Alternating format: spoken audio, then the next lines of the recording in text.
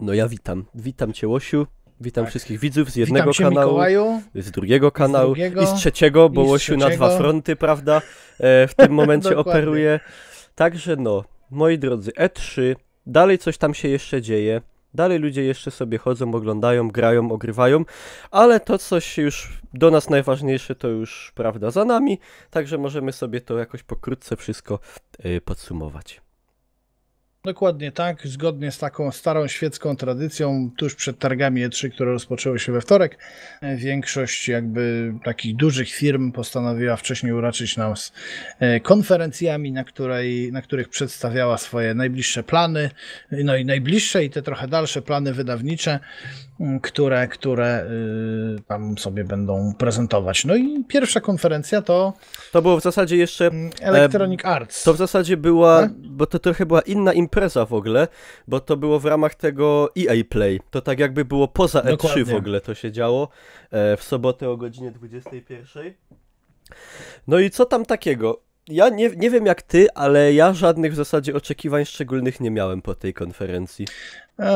Ja się muszę jednak mimo wszystko przyznać do tego, że jestem fanboyem Electronic Arts, tak więc no cóż mogę dodać. No, ja już w gry jej to gram od dawna i jestem, można powiedzieć, takim adwokatem diabła częstokroć, chociaż tym razem EA wydaje mi się, że mile zaskoczyło.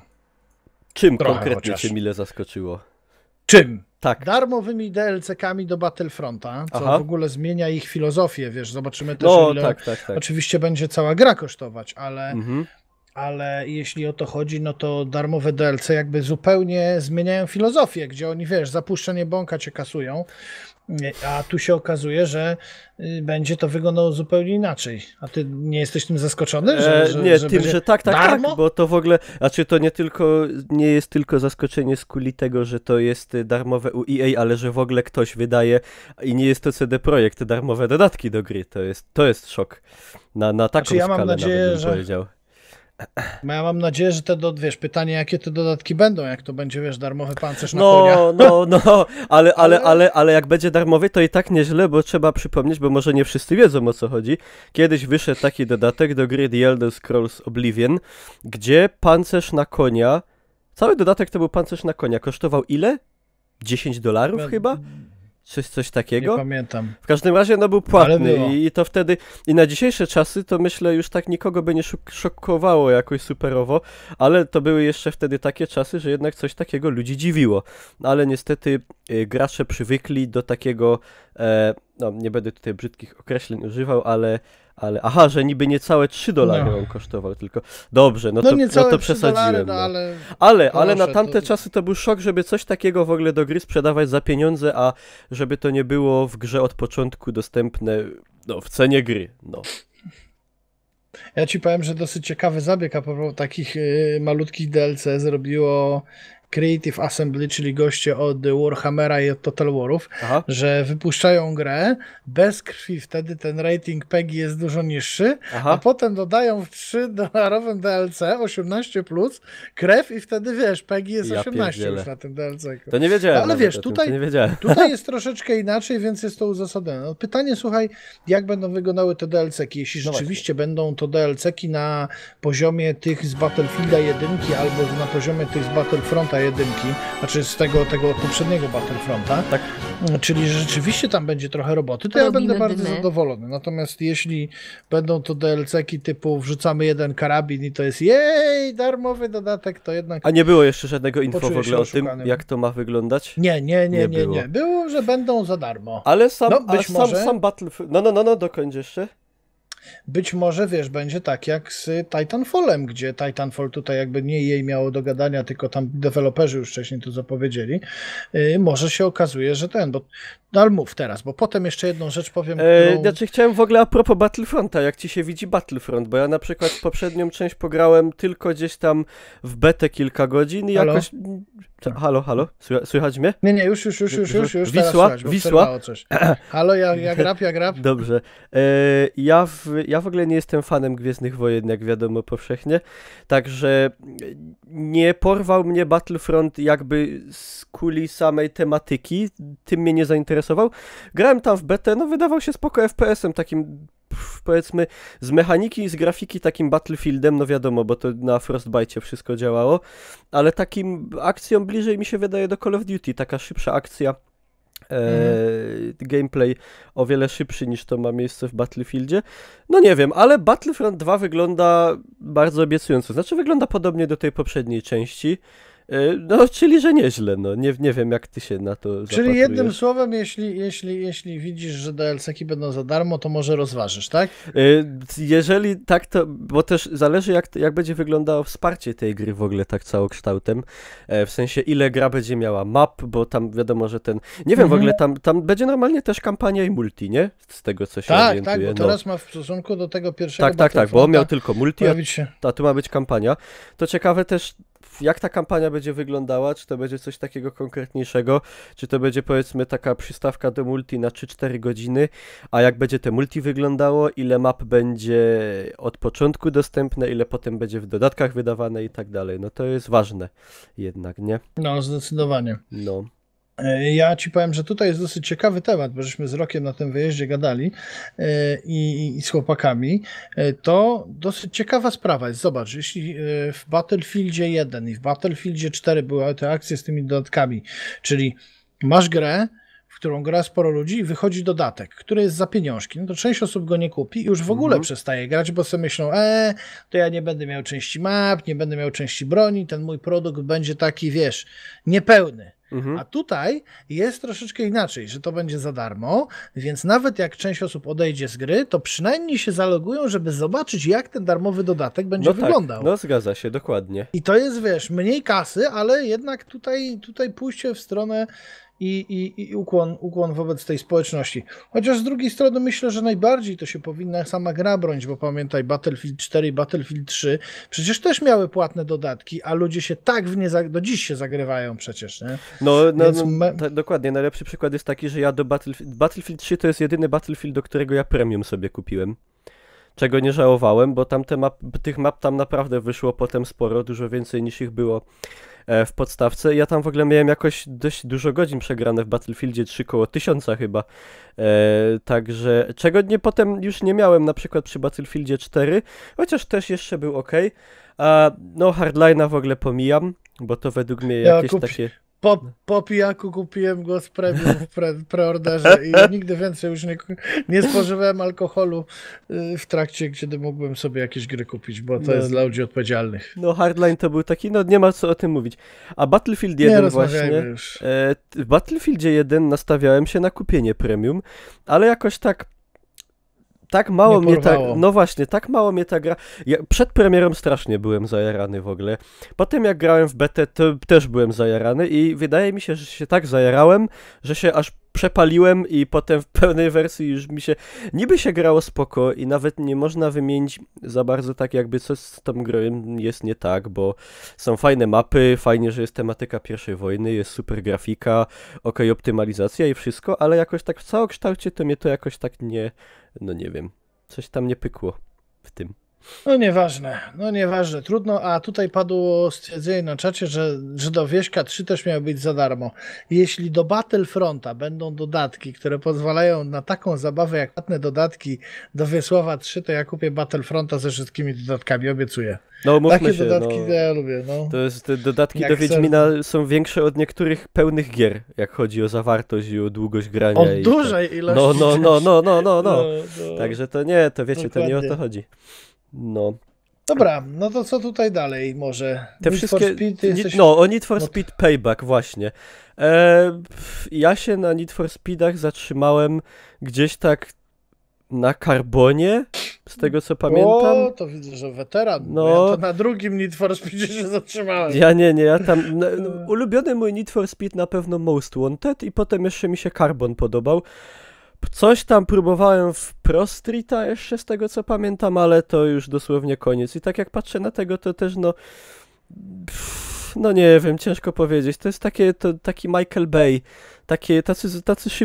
szybcy wściekli tacy, no tam auta mają HP w ogóle, auto wjeżdża w twoje auto na pełnej prędkości i wybucha, tobie się nic nie dzieje i akcje tego typu, skakanie po tirach, wyjeżdżanie z naczepy i no... Znaczy wiesz co, mi zwraca uwagę tutaj coś innego, że ta gra, nie pokazano przecież w tych trailerach, jak będą wyścigi wyglądać de facto, tak? No tak. Tutaj pokazali, że w zasadzie jest tryb fabularny, z takimi, można powiedzieć, trochę, no może nie interaktywny film, tylko wiesz, tryb fabularny ze wstawkami zręcznościowymi. I tutaj jest mało wyścigów w tym Need for Speedzie, który zawsze tymi rajdzikami też jakoś tam stał.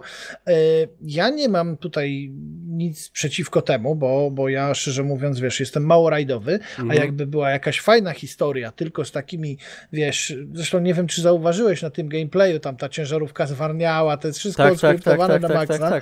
Tak więc wiesz, kurde, nawet jak jesteś mistrzem Formuły 1 i jak masz nie dogonić, to nie dogonisz. No nie. A z drugiej strony, jak wiesz, jak jesteś, kurde, osobą, która w ogóle nie ma styczności z motoryzacją, w ogóle nie lubi takich gier, a jest ten moment, że masz to dogonić, więc wiesz, no Łosiu Ciamajda, ta gra jest dla mnie, więc no jeśli będzie fajna historia, to być może wrócę do serii, ale jakby nie z perspektywy rajdów, tylko z perspektywy trybu fabularnego. Pytanie jest tutaj takie, jak będzie wyglądał multik i czy ludzie się będą mogli ścigać, no bo przede wszystkim takie gry jak Need for Speed, to mam wrażenie, że ludzie kupują po to, żeby się gdzieś tam pogonić po internecie ze znajomymi, nie? No teraz tak, jak były te stare Need for Speedy, to wydaje mi się, że wtedy jednak był nacisk na tę kampanię.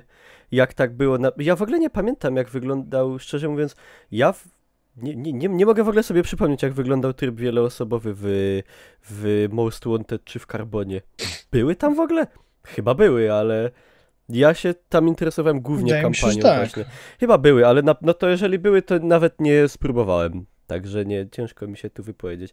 Ale jeszcze a propos tych takich przerywników, takich filmowych to był przecież Need for Speed, jeden z takich, wiem, The Run, to jest tam jeden z tych takich nowszych, gdzie były takie w ogóle przerywniki, gdzie się nawet, no powiedzmy, sterowało postacią, w sensie były quick time eventy, gdzieś tam się uciekało przed policją i skakało po balkonach i tego typu rzeczy. Także ciekawe, czy tu też będzie coś takiego. Nie jestem, szczerze mówiąc, jakoś tak super zwolennikiem, bo to jest takie, no na siłę według mnie wciśnięte. Mało potrzebne. No. Zobaczymy po prostu, jak to wyjdzie. Na razie jest za mało informacji i jedyną pewną informacją jest to, że będzie NFS z trybem fabularnym, a cała reszta jest w wstępie nie bardzo możemy puszczać prezentację gier, bo wiesz, tutaj zaraz będzie, że z YouTube'a to jest taki podkaścik raczej, myślę, nie? Aha, tutaj Tanuki mi pisze, że w Carbonie był tryb policjanci i złodzieje. Po sieci. Kogo rozdupili, ten dołączał do policjantów. Którym zostanie ostatni, wygrywa. Aha. No ale to bardzo pomysłowe, fajne, kurczę. Prosty trochę pomysł, jak w GTA rozjedź ciężarówką rowery. Tak. Dokładnie. Ale to też było dobre. Dobra, teraz kolejny temat, który myślę, że to jest rzecz, którą muszę powiedzieć, że jej mnie bardzo zaskoczyło. Zresztą też wiele osób, nie dość, że nowa gra, to jeszcze z dosyć nietypowym trybem rozgrywki, czyli Way Out. Uciekamy z pierdla. O, to mnie zainteresowało bardzo, bo no to wiadomo, zawsze jest spoko, jak się pojawia jakaś nowa marka, której się nikt nie spodziewa w ogóle. Tylko, że tutaj jest taka ciekawa ta kwestia tego, że tam, z tego co zrozumiałem, będzie tylko koop na podzielonym ekranie, tak? No, tak słyszałem, że będzie koop na podzielonym ekranie, nawet przez sieć, znaczy przy podzielonym ekranie, ale też przez sieć. Tylko, że będziesz widział, co robi ta druga osoba, żeby móc, wiesz, jakoś tam to koordynować. No, ale pomysł sam w sobie ciekawy, bo w sumie to oprócz tych takich, nie wiem, czy ich było więcej, ale była gra tam na podstawie Prison Breaka, tego serialu, co się w Polsce nazywa Skazany na śmierć, to była gra wyjątkowo słaba. To raczej takich gier o tematyce uciekania z więzienia, to nie przypominam sobie. Escapist. No, chyba, że coś takiego. Chyba, że ten Prison Architect też może być o uciekaniu z więzienia, jakby się uprzeć. No to tak, dokładnie, jak sobie zrobisz, no. No, ale rzeczywiście. Ale ciekawa sprawa i tylko, że to mi się tak jakoś kojarzy, jako że nie ma, znaczy To mi się kojarzy z grą, która na konsolę będzie ok, w sensie, że się będzie przychodziło do kumpla, się będzie siadało obok na kanapie i na dużym ekranie sobie grało. A tak grania na przykład przez sieć i obserwowania tego na połowie ekranu, co robi nasz kolega, to jakiś, tak mi się wydaje, już takim słabszym pomysłem. Znaczy zobaczymy jak wyjdzie. Przede wszystkim wiesz, fajnie, że jej próbuje nowych tematów, bo pamiętaj, że dużo jakby takich dużych korporacji to porównując to do Bethesdy, wiesz, to tutaj pojawia się chociaż coś nowego. Fajnie, No że to jest coś tak, nowego. tak. I nie każdego to skusi, ale fajnie, że próbują wprowadzać jakieś takie nowe smaki, nie? No. Kolejny temat to są te... No mów.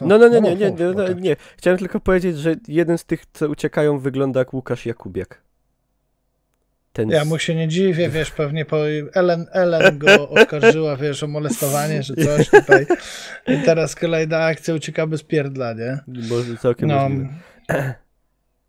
Kolejny temat taki, bo tu sobie ściągam oczywiście, gdzieś tam znalazłem jakiś artykuł, żeby niczego nie pominąć, to powiem pakiet gier sportowych. Ja nie wiem, czy ty, Mikołaj, jesteś taki sportowy chłopak? No właśnie, ja jestem bardzo niesportowy chłopak. Co ja jedyne, w ogóle mój jakikolwiek kontakt z grami sportowymi, to na Pegasusie była FIFA 9.6, co w ogóle nie była oficjalną FIFA, tylko jakąś taką podróbą. I kiedyś u kumpla graliśmy w taki hokej na PlayStation 1, gdzie można było normalnie się bić tymi kijami, tam się tłukli ci zawodnicy. Nie pamiętam jaki to miało tytuł, ale to był taki hokej z beką, tam że się bili, sędziego można było bić, tam się o bandy tłukli i tak dalej. Nie pamiętam jaki to miało podtytuł. Pewnie zaraz ktoś na czacie napisze, pewnie ktoś wie. Ale takich gier, gdzie się bili, to było więcej. Tam było NBA, nie NBA Jam. Kurde, była taka gierka, a może NBA Jam? Goście tam, wiesz, przepychali 2 na 2, można było tłuc na tym parkiecie, kurczę, tam się trochę działo. No ale może tutaj nie wychodźmy w teren, którego jej nie zaprezentowało. Mamy FIFA, mamy NBA, Madena. Zaskoczenie, że FIFA nowa. Tak, że FIFA nowa jak co roku. Tak. Zaskoczeniem na pewno z tego co wiem są te tryby fabularne, tutaj też w NBA-u, bo ostatnio te tryby fabularne w tych grach sportowych odnoszą, no wydaje mi się dosyć duże sukcesy, żeby nie było. Ja pierwszy raz sportowy, chyba od FIFA 2.17. Ale to, co widziałem u Kyca w tej konkurencyjnej 2K, tak? Tak się fajnie udało, że chyba EA postanowiło skopiować pomysł i to wrzucić. No skoro ludzie lubią fabułę, widać, że w tym roku wpychamy fabułę wszędzie, nie? Tak. Tam będzie kontynuacja, zresztą będzie ten sam bohater, co był w poprzedniej FIFA, ten Alex Hunter i ta jego historia. Ja tego nie ogrywałem, ale gdzieś tam trochę śledziłem na YouTubie. Znaczy, według mnie to jest całkiem spoko pomysł, no czegoś takiego wcześniej nie było i sobie nikt w zasadzie nie wyobrażał, żeby była jakakolwiek fabuła. Taka, powiedzmy, tam nawet były takie wstawki, może nie wybory jak w RPG-ach, ale było tam takiego coś, że się rozmawiało z postaciami, były linie dialogowe i do wyboru tam można było być jakiś tam neutralnym, czy tam złym, dobrym i tak dalej. No to zawsze coś nowego, coś ciekawego. A tu Shidor pisze coś ciekawego, że od jej nowa FIFA Street. Rzeczywiście były takie sportowo-uliczne gierki. Z tego co pamiętam, nawet miały, wiesz, no może nie tak duże zainteresowanie jak te flagowe produkty, ale też ciekawe, że jej z nich zrezygnowało, nie? No. Na koniec to myślę, że zostawimy sobie najgrubszy temat, czyli wiesz co? Nie wiem. Nowy BioWare, nowa marka BioWare'u, czyli Anthem. Ale to jest tak, za dużo nie pokazali z tego, póki co. No, znaczy ja ci powiem tak, BioWare w sumie, no mimo tych takich tematów, bo ostatnio mam wrażenie, że spadł bardzo poziom w tych tam Dragon Age'ach, nie? Ale generalnie, no gry BioWare'u to ja bardzo lubię, nie? Znaczy ja po ostatnim Mass Effectie, no właśnie, ja tak z rezerwą. Ale wiesz co... No tak, ale ja akurat jeśli chodzi o to uważam, że BioWare robi dobre gry, wiesz, po ostatnim Mass Effect to wszyscy myśleli, że to zerwie majty po prostu i że to będzie bardzo dobra gra, natomiast ja jestem daleki od mówienia, że ta gra jest słaba, tak? Ta gra jest dobra, ale wszyscy oczekiwali, wiesz, że kurde, wyjdą jak z kina, nie? Jeszcze jakby nie było takich problemów w sensie tego smrodu z tą animacją, twarzy, mimiką, tak. No bo to jednak... No, czekaj, jaka animacja twarzy? Podobno nic takiego nie było. No właśnie, no i to takie... No nie, to nie wypada, żeby taki tytuł, no bo to potężna marka, żeby się takie rzeczy działy i że to potem gdzieś tam poprawiali jakimiś patchami, szczerze mówiąc nie poznałem się na tym, w sensie nie zobaczyłem na własne oczy, bo jakoś tak po 6-7 godzinach mi przeszła ochota na granie w to, bo jeszcze miałem problemy tego typu, że mi to słabo działało jakoś wyjątkowo, a powinno działać lepiej, ale kiedyś tam sobie wrócę do tego. Znaczy ja ci powiem tak, że tutaj się zgadzam, że dużo osób może podejść bardzo jakby nieufnie do tych nowych pomysłów elektroników i nowego pomysłu właśnie, znaczy nowego pomysłu BioWare w zasadzie.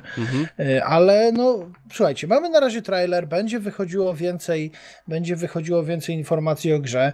Poza tym nawet po premierze będą osoby, które to będą streamować, które to będą pokazywać na YouTubie. Może się wtedy okaże, że ta gra jest naprawdę super. Ja naprawdę trzymam za nich kciuki. Nie jestem jeszcze pewien, czy kupię jakoś tam przed premierą, ale na pewno temat będę obserwował, bo BioWare zrobiło kilka takich gier, że liczę, że jeśli wrócą do robienia właśnie takich gier fajnych, no to może nas czekać dobry temat, nie? No, także no niech im to wyjdzie, no. To dla dobra nas wszystkich. No, dokładnie. No co, jeszcze EA jakoś tutaj podsumowanie? Co tutaj? Czy może z widowni ma pytania? Bo Właśnie, w sumie to właśnie, nie wie. właśnie. No, może macie jakieś własne spostrzeżenia, co wam się podobało najbardziej w temacie EA, bo my żeśmy chyba wszystko tutaj z rozpiski poruszyli. Szkoda, że brakło takich, wiesz, no, że tam żadnego Medal of Honora nie zapowiedzieli nowego, ani coś takiego. To mi brakuje. No to tak. Tej serii szczególnie. Właśnie. Że poprawione mordki gra nie zaskakuje, bo nie poprawią całej gry. Znaczy no, niektórzy ludzie wymagają od tego Mass Effecta czegoś takiego, czego tam już nie idzie poprawić. Kiedy Nintendo wypuści czarnoskórego Mario? Do tematu czarnoskórości i tych to jeszcze dojdziemy tutaj. Także spokojnie. No, już wiem. Ja już dwa vlogi. Seksizm będzie. Już dwa vlogi, tak. Jeszcze seksizm. Dobra, no to w sumie no co innego. I gdzie Sport 2 zawiedziony? No, tutaj też wszyscy czekali na Spora, znaczy duża część osób. Dobra, no grafika pokazana w Anthem mnie zaskoczyła. No, grafika pokazana w trailerach to zawsze zaskakuje, bo ona nie wierzę, że to tak będzie wyglądało, jak tam na początku, ja sobie tu nawet puściłem w tle, jak on się tam po tym przechadza po tym takim, no tam te miasto widać, ten targ taki tam jest i tak dalej. Nie ma opcji po prostu, nie ma opcji, że to tak będzie wyglądało. Nie wierzę. Bo ja myślę, że o kodzie to sobie zrobimy tutaj, wiesz, osobny temat, bo kod to jest temat rzeka, tak. Więc skoro EA zamykamy, to myślę, że możemy lecieć już do Microsoftu. Dalej do Microsoftu. No tutaj mam też powypisywane. Także no co, w kolejności. W niedzielę o 23 się zaczęła konferencja Microsoft. To w sumie zawsze na E3 była jedna z tych ważniejszych konferencji, tak mi się wydaje. Tam sporo ludzi ją objeżdżali generalnie po fakcie, ale ja byłem bardzo zadowolony. Zresztą jestem zadowolony. To z czego jesteś taki zadowolony?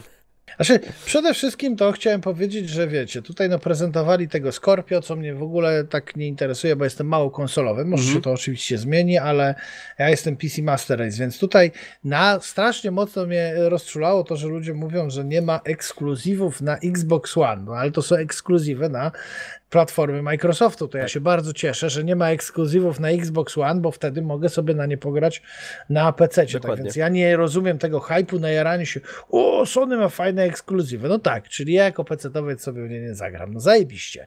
Z drugiej strony podoba mi... No mów. Nie, bo tylko chciałem powiedzieć, że to jest jeszcze prawdopodobnie, że tak powiem, relikt z tych czasów, bo ta wojna pomiędzy Xboxem 360 a PlayStation 3 na ekskluzywy była strasznie duża, no i to w zasadzie właśnie wtedy się jedna gra, to zawsze tak było, jedna konsola się z drugą prześcigały tym, która ma lepsze ekskluzywy, z tym, że wtedy jeszcze większość z tych gier, które były na Xboxie 360 nie można było grać na PC-cie, w sensie nie było tak jak teraz, że one w większości powstają i na Xboxa, nie i na Windowsa 10, co tak jak mówisz, dla nas pecetowców jest fajne, no i ja żałuję na przykład, ja że wam nie powiem, pogram no. w kilka tytułów z PlayStation, bo tam naprawdę jest kilka interesujących tytułów, także no mnie cieszy akurat, że nie kończą Ja tylko jestem na konsolach. bardzo mile zadowolony, no bardzo mile zaskoczony i bardzo zadowolony z tego, że Microsoft ma taką politykę i tutaj moim zdaniem należy im się duży plus. Oczywiście mówię z perspektywy osoby, która gra na PC-cie. No jeśli chodzi o tutaj tematy, no to Forza to też tak, ja jestem słaborajdowy. No ja tam jedną Konkretnie. część gdzieś tam lizłem. Co mi się podobało? No to mam wymieniać pojedynczo i gadamy, czy od razu z bomby, a potem co mówimy. To z bomby. Dla mnie Metro, PUBG, no ale A, PUBG to mamy, State wiadomo. of Decay 2, Aha. do tego Sea of Thieves i Life is Strange, Śródziemie, Cień Wojny to może mniej, no i delikatnie też mówiąc Ori, no i oczywiście Anthem. No to tutaj... Ale tak, z takich rzeczy, to których muszę... żeśmy nie gadali, to głównie, jeszcze już mówię, State of Tak, Decay i Metro. Aha, no to ja Najbardziej. Metro tu bezdyskusyjnie na pierwszym miejscu. W ogóle byłem zaskoczony, bo nie spodziewałem się kompletnie, że Metro akurat wróci. Ale to jeszcze zanim zaczniemy gadać, to jeszcze powiem, że też Sea of Thieves to już gdzieś tam mnie zainteresowało na ostatnim meczu rok temu. To wygląda bardzo sympatycznie. I jeszcze taka gierka, taka platformówka Cuphead. Ta taka bazowana na tych starych bajkach amerykańskich, to mi się bardzo podoba. I The Last Night, czyli taka w takim kwasowym klimacie pixel artowa, taka też, nie wiem czy to można powiedzieć, platformówka pixel art w każdym razie, gdzieś tam taki cyberpunkowy trochę. To głównie to. A jak ona się nazywała? The Last Night. The Last Night. To tak, The Last Night też mnie zainteresowało, ale no wiesz, ja już jakby na konferencję Microsoftu szedłem z takimi oczekiwaniami mocno wskazanymi na State of Decay, no i Metro Exodus mnie zaskoczył, no bo to, że Assassin będzie nowy, to wiemy, a ja jestem, znaczy to są dobre gierki, ale nie tak, żebym kurde się jarał, najbardziej właśnie State of Decay i Metro. Ja myślę, że tutaj trochę ludziom woda do głowy sodowa uderzyła z tego względu, że, znaczy może to złe określenie, że Microsoft powiedział, że będzie 40 gier i wszyscy by chcieli, żeby to były same AAA. No to jest Wiadomo, nie do że w zrobienia. takiej ilości to jest nie do zrobienia. Poszli troszeczkę na ilość, ale to nie znaczy, że te produkty, które zaproponowali, były słabsze. Kurde, Metro, urwanie dupy, State of Decay, gierka dla której no nie, że całkowicie dla niej, ale to jest jeden z tematów, dla których kupiłem Xboxa, bo jestem pecetowcem, ale jestem schowany, tylko nikomu nie mówcie. No i dla Kinecta, na którym mówiłem, że schudnę i nie schudłem. Ale State of Decay, państwo moi mili, kurde, 4 osoby, co-op, zombiaki, kurde, jak ktoś widział State of Decay 1, czyli taki single-playerowy sandbox, gdzie się biega, zbiera różne rzeczy, buduje się bazy i oprócz tego jest taki plot fabularny, który postępuje z czasem. I ja po prostu widziałem, że to jest świetny pomysł na gierkę.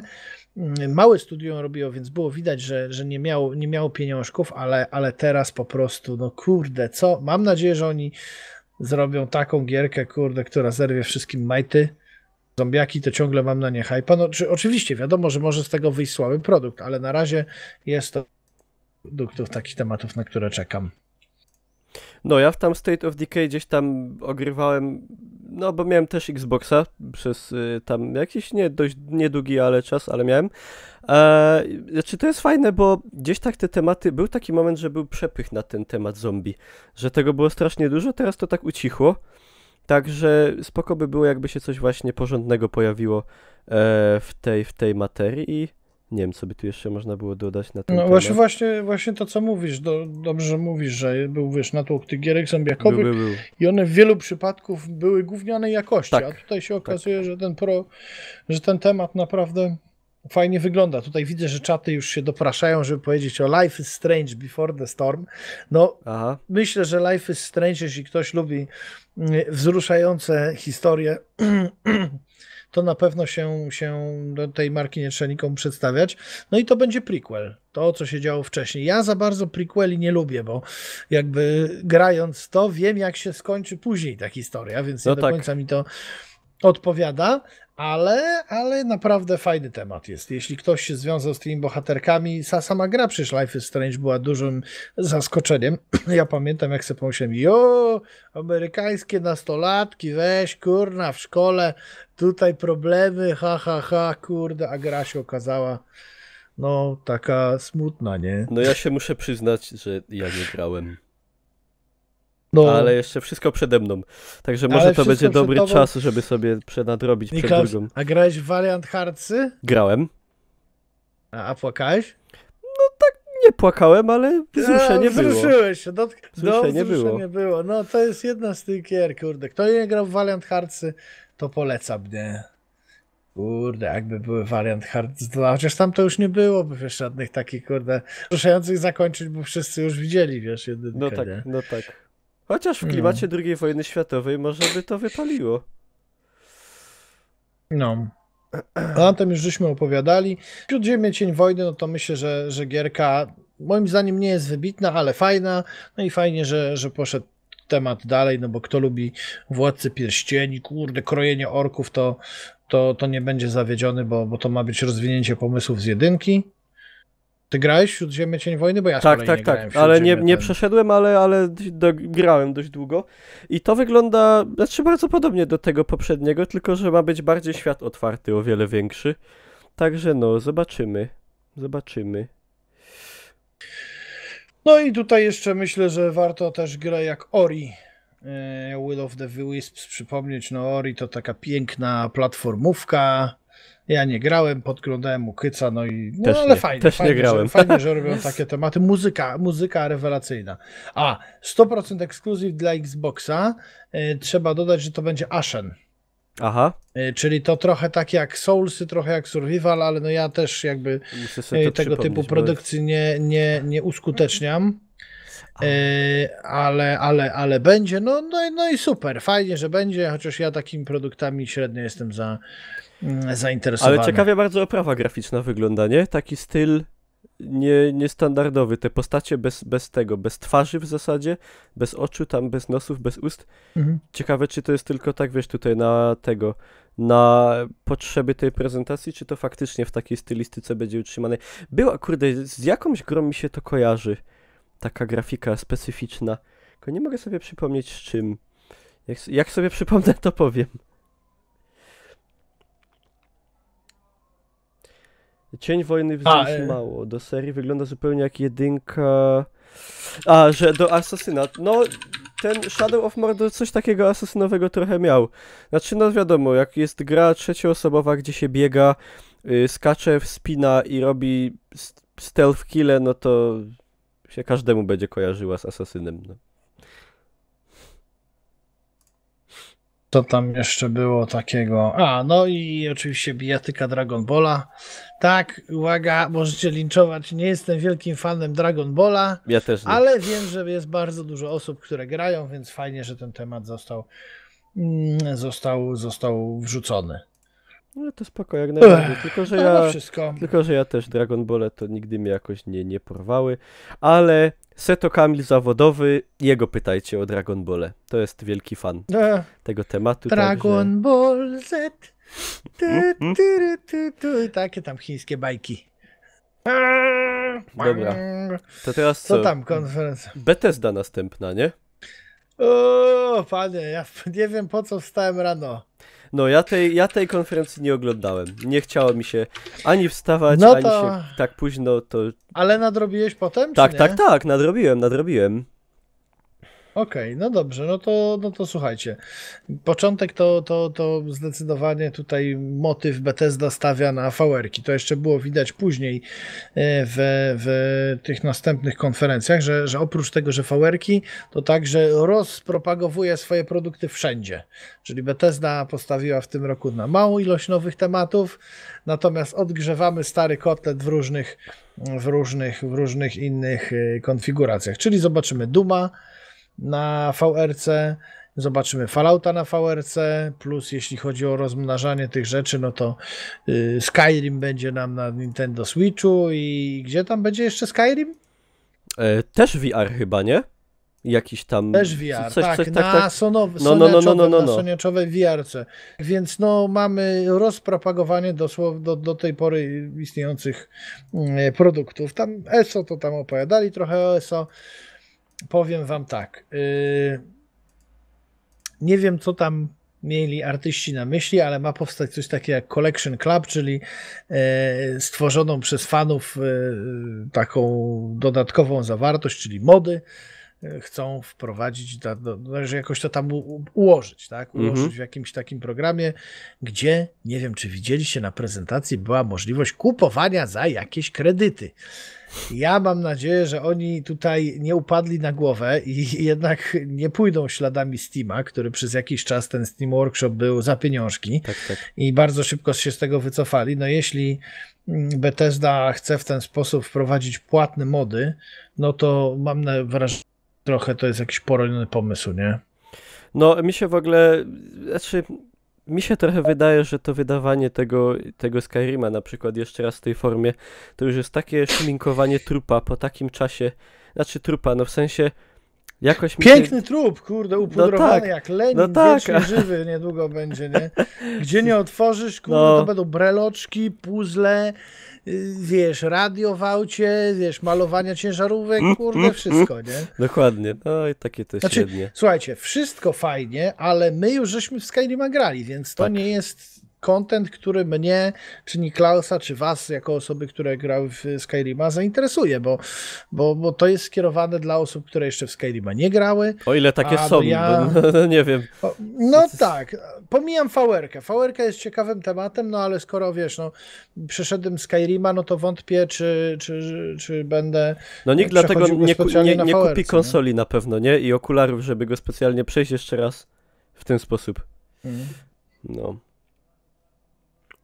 Natomiast no, sam pomysł zmierzania w VR-ki to jest dosyć ciekawa sprawa, o tym wspominałem na konferencji, że jeśli Fallout rzeczywiście i Skyrim wejdą na VR-ki, no to już będzie coś niesamowitego, bo do tej pory, z całym szacunkiem dla tych różnych Farpointów i różnych innych rzeczy, no to te wszystkie gry polegają na tym, że się idzie gdzieś, strzela się do jakichś pająków, wiesz, to są proste gry. No tak. Tam nie ma urwania dupy, nie ma wielkiego świata. A jeśli naprawdę Fallout z całymi swoimi wadami i zaletami zostanie wprowadzony na VR, no to stary, wejdziesz na górę jakąś, będziesz tutaj lustrował okolice na VR-ce, to będzie niesamowite wrażenie, nie? Tylko czy to będzie... To będą porządne gry. Tak, tylko to musi być tak, bo wiadomo, że nie ma jeszcze takiej technologii, żeby na VR-ze pokazywać jakąś grafikę bardzo zaawansowaną, nie? Nie ma tam są dema jakieś technologiczne, ale jeżeli są gry takie powiedzmy pełnowymiarowe, to one tą grafikę muszą mieć jednak, ta rozdzielczość szczególnie musi być cięta, bo po prostu nie ma takiej mocy sprzętowej, żeby to pociągnąć. I teraz jeszcze jest taka kwestia, jak to będzie wyglądało od strony technicznej, nie? Słuchajcie, tutaj ja nie bardzo cię proszę, żebyś tam nie spamował. My idziemy chronologicznie, Wolfenstein był pokazany na końcu, na pewno o nim powiemy, więc nie gorączkuj się. Tutaj też informacja o pirackiej gierce z poszukiwaniem skarbów, to obaj z Mikołajem powiedzieliśmy, że na Sea of Thieves czekamy, tak więc tego tematu też żeśmy nie pominęli, a Sea of Thieves, no to jeszcze tak przypominając, ja na pewno czekam, tym bardziej, że ten dodatek, ta możliwość grania też kooperacyjnego bardzo mi się podoba. Co tam dalej, jeśli chodzi o Bethesda? Elder Scrolls Legends. Czy jesteś fanem karcianek, Mikołaju? No, zgaduj. No, ja też nie, więc powiemy tyle, że jest. Można... ale mnie się zasmyrało. Oj, zaraz kichnę. Może nie. 29 czerwca, czyli już niedługo, chociaż z tego co wiem, teraz są dalej jakieś tam bety, tak więc kto chce, niech startuje. Niech sobie to tam ściąga, może będą jakieś dodatkowe karcianki i tak dalej, tak więc no będzie dalej. Jeśli chodzi o chyba, że to jakąś inną gierkę chodziło, bo tam jeszcze była, to Ubisoft kazał przecież przerobionych piratów Black Flaga, to później jeszcze powiemy o konferencji Ubisoftu. No. Że Skyrim na Switchu to też żeśmy mówili. No i teraz temat Dishonored. Death of the Outsider. Ja Dishonored'a 2 nie przeszedłem. Też nie. Ma być DLC. Ma być DLC, fajny trailer, no bo tutaj generalnie brzydkiego trailera na tych całych targach to chyba żeśmy nie No oświadczyli. nie, no wiadomo. No, więc jest spoko. No pytanie na ile godzin i za ile i czy będzie fajny, no bo to jest trochę jak z fabularnymi tematami, tylko że to też jest, wiesz, dodatek do gry to nie jest nic nowego. No nie, fakt faktem. No. Ale jeżeli to ma być dodatek, który zaoferuje tam kilka godzin spoko zabawy, tak jak były te dodatki na przykład do Wiedźmina, no to okej, no to czemu nie, ale oby tak było. Okej, super. No. Dokładnie, no miejmy nadzieję, że będzie fajny i że będzie prawie jak serce z kamienia. Żartowałem. Pozdrowienia dla kopyta. No, co jeszcze dalej tutaj? Quake Champions. O, tak. Nie wiem, co tu mógłbym powiedzieć. Znaczy ja ci powiem tak. Szczególnie. Ja czasami jest tak, że wspomnienia chyba lepiej zostawić. Żeby zostały takie, dokładnie. Bo okazuje się, że tych osób, które... Znaczy... Ciekawa sprawa. Jeśli chodzi o e-sport, to mam wrażenie, że widownia składa się głównie z osób, które nie pamiętają takich gier jak Quake, czy Quake, znaczy jak Quake. Mhm. I w tym momencie wychodzenie do takiej publiki z totalnie oldschoolowym tematem, który drewnianie wygląda, drewnianie się steruje, jest mega szybkie, no nie wiem, czy to się sprzeda. Oni tutaj po strasznie długiej przerwie i nie wspierania tematu wyjeżdżają z taką akcją i próbują powiedzieć, że legenda e-sportu powraca. Tylko że teraz ten e-sport troszeczkę inaczej wygląda. Diametralnie inaczej. Niż wiesz, gdzieś tam się spotykamy na randomowym turnieju, można wygrać Ferrari twórcy Quake'a, a teraz są normalnie ligi, są gry, no. Ja pyknąłem sobie w tą betę Quake Champions, bardzo szybka, ale no fajna.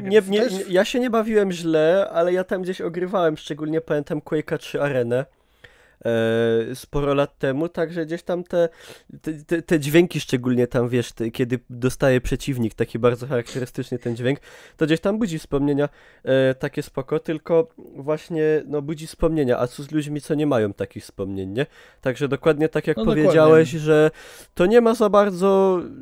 Do graczy, którzy nie mają z tym nic wspólnego i tam tych gier nie pamiętają, to ona nie ma za dużo do zaoferowania. Jest o wiele fajniejszych FPS-ów w dzisiejszych czasach, no i to jest ten problem właśnie. No i właśnie. przede wszystkim, żeby się przebić, to trzeba mieć, znaczy nawet pieniądze to może drugorzędny temat, bo trzeba mieć pomysł, fajne akcje, no jeśli chcą wejść na rynek sportowy, to na pewno będą się musieli mocno postarać. Dokładnie.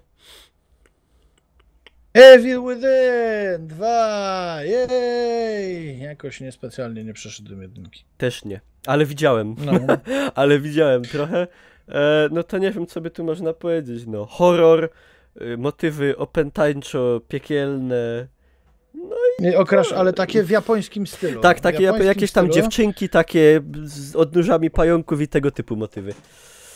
I pełno krwi. Ja osobiście uważam, że z pewnymi rzeczami nie wolno sadzać, bo dramat z za dużą ilością dramatu potem zmienia się w groteskę. I na przykład nie przepadam...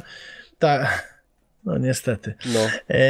Trailery oczywiście bardzo fajne, ale chodzi mi o to, że jak zawsze trailer to nie jest sama gra. Ja się boję, że The Evil Within będzie grą, która będzie bardzo podobna do jedynki, czyli wiesz, niby spokojnie, fajnie się zaczyna, a potem nagle wiesz, nie wiadomo skąd wpadasz do jakiejś rzeźni z ludzi, wszyscy są obdzierani ze skóry, wiesz, jakieś takie straszne dawki krwi, przemocy, w ogóle potem do ciebie dociera, ale jak to? Tam były 4 osoby, a skąd tutaj 50 obdartych osób, wiesz, no różne takie bezsensowne rzeczy, chociaż to, co dla mnie jest wadą, może dla wielu osób być zaletą, bo są osoby, które lubią takie gorowe tematy. Tak więc The Evil Within na pewno jest ciekawą propozycją, tylko nie do końca dla mnie. Podobno ma się za tą gierkę zabrać ten gość, ja nie pamiętam jak on się nazywał już teraz, ale który robił jedynkę, to jakiś taki, wiesz, stary Japończyk, który lubi takie, wiesz, zepsute tematy, nie? To jeszcze... Horror musi być mocny. No Hitchcock, kurde, nie wszystko pokazywał, No, a dokładnie. jednak horror robił. No więc no tutaj ja, że musi być wszystko pokazane i krew się musi lać, wiesz, z 40-litrowych beczek, to nie jestem do końca przekonany, panie Janie. I jeszcze życzymy tej grze, żeby działała, żeby była wydana w lepszym stanie technicznym niż jedynka, bo to akurat wiem, że pierwsze The Evil Within tragicznie działało na PC-cie. Mało tego, nie można było nawet włączyć rozdzielczości bez czarnych pasów. W ogóle były jakieś mega problemy ze sterowaniem i tak dalej, także oby wersja PC-towa drugiej części działała lepiej, bo będzie masakra. No. No i na koniec temat, który już tutaj widzę, że wszyscy się gorączkują. Powiedzcie. Wolfenstein. DJ Blazkowicz. No dokładnie. kurde bele. No to co ja tu będę gadał? No ja jestem wielkim fanem. Poprzednia część, czyli The New Order i The Old Blood to były naprawdę, czego nikt chyba nie oczekiwał, ale to były tak świetne FPS-y, to były tak dobre w ogóle gry, dopracowane i fajne fabularnie i długie jak na dzisiejsze czasy, miały kampanie i z taką ilością świetnych motywów i w ogóle nawiązań gdzieś do tych starych części, że to były naprawdę jedne z fajniejszych FPS-ów, jakie od wielu lat grałem. No a ja jestem wielkim fanem głównie dlatego, że na PC-ta z prawdziwego zdarzenia Return to Castle Wolfenstein to była jedna z moich pierwszych gier w ogóle, którą tam przeszedłem i nie raz, i nie dwa, i nie 10 nawet, także to mnie, no i trailer, który był pokazany, według mnie nie odbiega jakością od tego, co było pokazywane w poprzedniej części, także mi się wydaje, że tutaj dostaniemy mega dopracowaną po prostu produkcję, ciekawą. Tutaj zaczęła się moja zazdrość dla posiadaczy PC-ta, bo kiedyś byłem posiadaczem Amigi i zobaczyłem właśnie i Duma, i Wolfensteina w gazecie Secret Service i Wolfenstein to była pierwsza gra, jaką zagrałem na PC-cie, kurde, to było po prostu szaleństwo. I to jest jedna z niewielu gier, do której twórcy wrócili po kilkudziesięciu latach, bo to mi było więcej niż 10. Znaczy, to nazwijmy kilkunastu latach. Zaraz to zobaczę. I tak jak powiedziałeś, że ta gra była dobra, a tak, mało gier po takim powrocie jest dobrych. Pamiętamy Duke Nukem Forever, tak, który powstał po tym, no i to się nazywa tyle czasu, że masakra. I kapą się to wszystko okazało, a tutaj kurczę, jednak z takiej jeszcze starszej niż Duke Nukem gry, przecież Wolfenstein ten pierwszy jest starszy od Duke Nukem. Tak. I powstało to później, produkt wyszedł bardzo fajny, ta fabuła, której w Wolfensteinie nie było, tylko jakieś takie rubaszne poczucie humoru w trakcie zabijania nazistów, tutaj ułożyło się w ciekawą historię. Też fajny polski motyw, jak tata Anny. Jeden w ogóle z lepszych polskich motywów w grach, mi się wydaje, takich niezmaszczony i naprawdę fajnie zrealizowany. A do dziś pamiętam tą scenę, ja nie przytoczę tutaj tego cytatu w 100%, jak tam Blazkowicz jest uratowany przez Annę, jedzie do domu ich rodziców i on tam, jej ojciec mówi, że to jest porządna dziewczyna, jak ją skrzywdzi, to znajdę cię i zabiję. Dokładnie. Kurde, i taki dziadek z wąsem chyba. Ktoś znajdzie ten cytat, ale to znajdę cię i zabiję. Taki kurczę.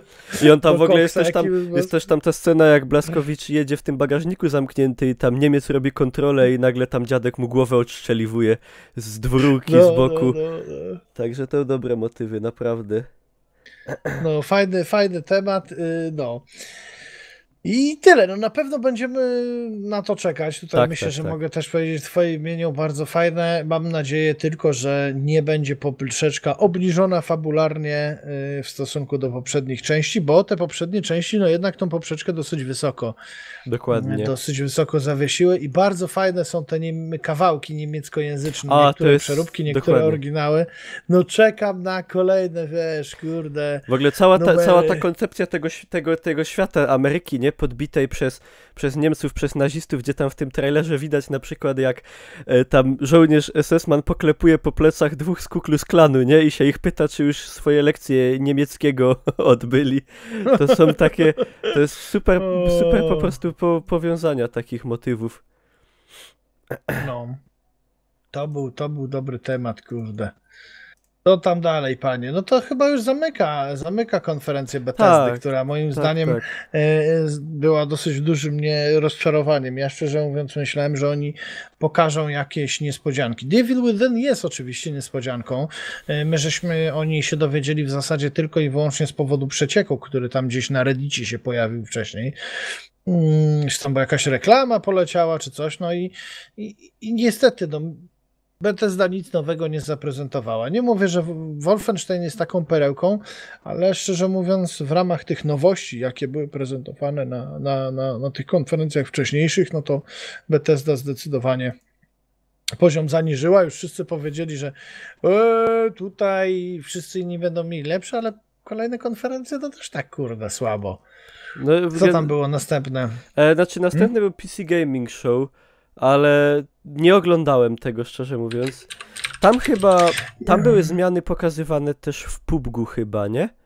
Na tym PC Gaming Chyba tak, Show. tak. No, to muszę powiedzieć, że to akurat jest jedna z pozytywniejszych i ciekawszych informacji do mnie z tego E3, to co tam w PUBG-u planują, te wyskoki przez okno, te piruety jakieś i zmienne pogody i pory dnia.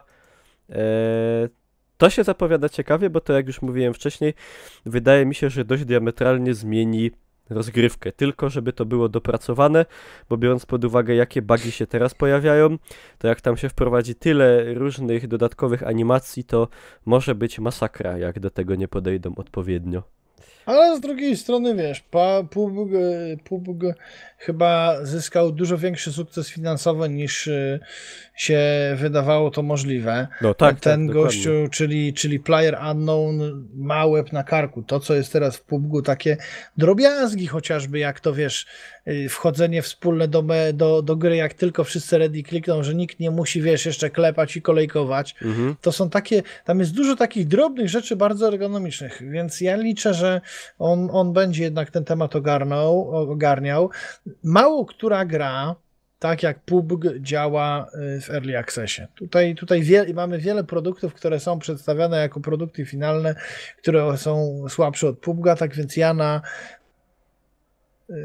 czekam na dalsze zmiany, bo widać, że oni je wprowadzają z sensem po prostu. Tak, i tu jeszcze odczytuję z czatu, że mają być dwie mapy oprócz tego, pustynna i tropikalna, i że w tym momencie już są testy właśnie serwerów z zombie.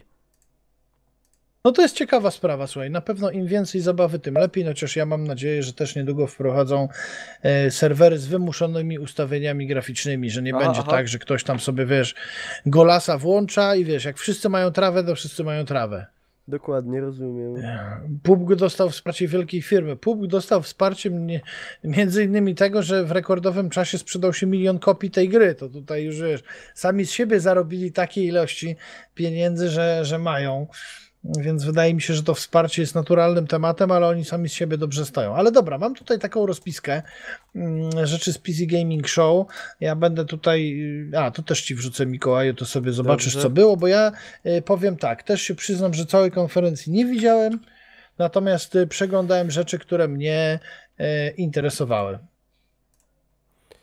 Mnie interesowały, czyli XCOM, znaczy to, że nie, że mnie zainteresowało, dodatek, znaczy nowy XCOM, X2 War of the Chosen, gdzie tam mają być jakieś zombiaki, dodatkowe skille, no... Ja nie grałem przy szczerze mówiąc, poprzedniego. Ja grałem, bardzo mi się podobały te gierki, natomiast bardziej czekam na to nowe UFO, które ma być w takim Lovecraftowskim klimacie. Nie pamiętam, jak się nazywa, może tam czaty podpowiedzą. Fajnie, że ta gra wychodzi. XCOM to jest marka, która jest spoko, chociaż ja osobiście wolałbym reset i powrót do starego i rozbudowanie starego UFO Enemy Unknown. Wiem, że po drodze byli Xenonauci, byli bardzo spoko, ale jakoś UFO Enemy Unknown. Co tam mamy dalej? Oblec. Aha, te Oblec to w ogóle... Oglądałem ten trailer i nie do końca szczaiłem w sumie o co chodzi kompletnie. Nie wiem, czy widziałeś ten trailer tej gry Oblec? Nie. Coś jak Simsy... Zobaczyłem tam jakieś ludziki, ale to tak średnio Simsy mnie po grzybach. przekonało. Battletech. Może powinniśmy spróbować. Może tak. Dobra, Battletech, no to co, no mechy, no nigdy nie byłem jakimś wielkim fanem gier o wielkich maszynach kroczących. Znaczy, mi się podobały mechy pod tym względem, znaczy ta zapowiedź, że oni mają być zgodni z tą wersją planszówkową, Aha. natomiast ja nie wiem, czy to się sprawdzi w trybie multiplayer. No trudno powiedzieć. No, gry są o robotach, są fajne, natomiast nie jest to jakaś produkcja, na którą czekam z zaciśniętymi zębami, jak następna, którą zaraz pewnie przeczytasz. Czyli Mountain Blade 2 Bannerlord. Tak. To jest gierka, na którą czekam już od czasu, kiedy zagrałem w Mountain Blade'a tego Warbanda, bo w nim spędziłem najwięcej czasu. Ten pierwszy Mountain Blade był fajny, ale Warband zdecydowanie bardziej mi się spodobał. Bannerlord jest już tworzony tyle lat, że tam padło jakieś takie hasło, ja je z lubością powtarzam, że ta gra jak wyjdzie już będzie przestarzała. Tego się bardzo obawiam. Natomiast no ten trailer, ta bitwa, wiesz, gdzie tam jedzie typ, tam Widziałem. wbija ich, to fajnie wygląda, tylko no jakby pytanie, jak będzie wyglądał motyw strategiczny, bo przecież w tym Warbandzie to było budowanie armii, zarządzanie, produkowanie, przecież nawet z tego Warbandu była przeróbka, że można było zarządzać Polską w klimacie ogniem i mieczem, też tam było coś takiego, co prawda to w momencie wyjścia już wyglądało jak stolec, natomiast do tego Bannerlorda liczę, nie? No on graficznie wygląda sporo lepiej od tej części poprzedniej.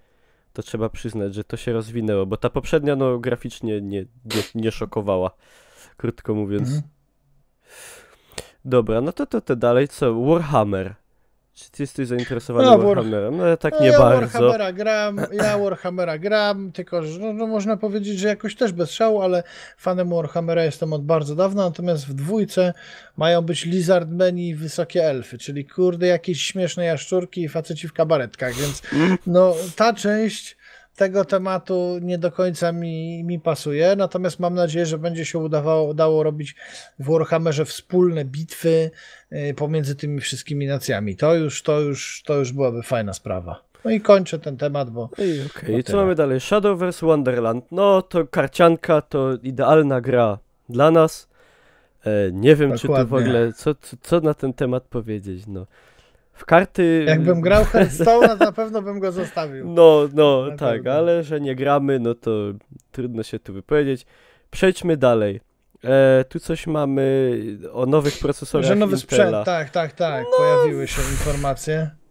Czyli jeszcze więcej, jeszcze drożej, zanim to się jakby ukonstytuuje u nas, to podejrzewam, że trochę czasu minie. Natomiast liczę na to, że zwykłe procesory, jeśli tamte wejdą do powszechnego użytku, liczę, że potanieją, tak więc no, na pewno progres taki delikatny jest o tyle fajny, że starszy sprzęt nie z topowej półki, możemy mieć go taniej, a jednocześnie sobie pograć. No, najgorzej jest tak, jak pojawiają się jakieś rzeczy, które są w miarę tanie, ale już drogie, znaczy to może bez sensu powiedziałem, ale takie, że osiągalne, ale drogie, których moc zamiata. Przecież ja jak kupowałem komputer w latach 90., rodzice mi kupowali w latach 90., to ten komputer po 2 czy 3 latach, mimo że kosztował chore pieniądze, to już był przestarzały. Tak, a teraz jak a tutaj no, liczę, że jednak ten progres będzie taki stopniowy.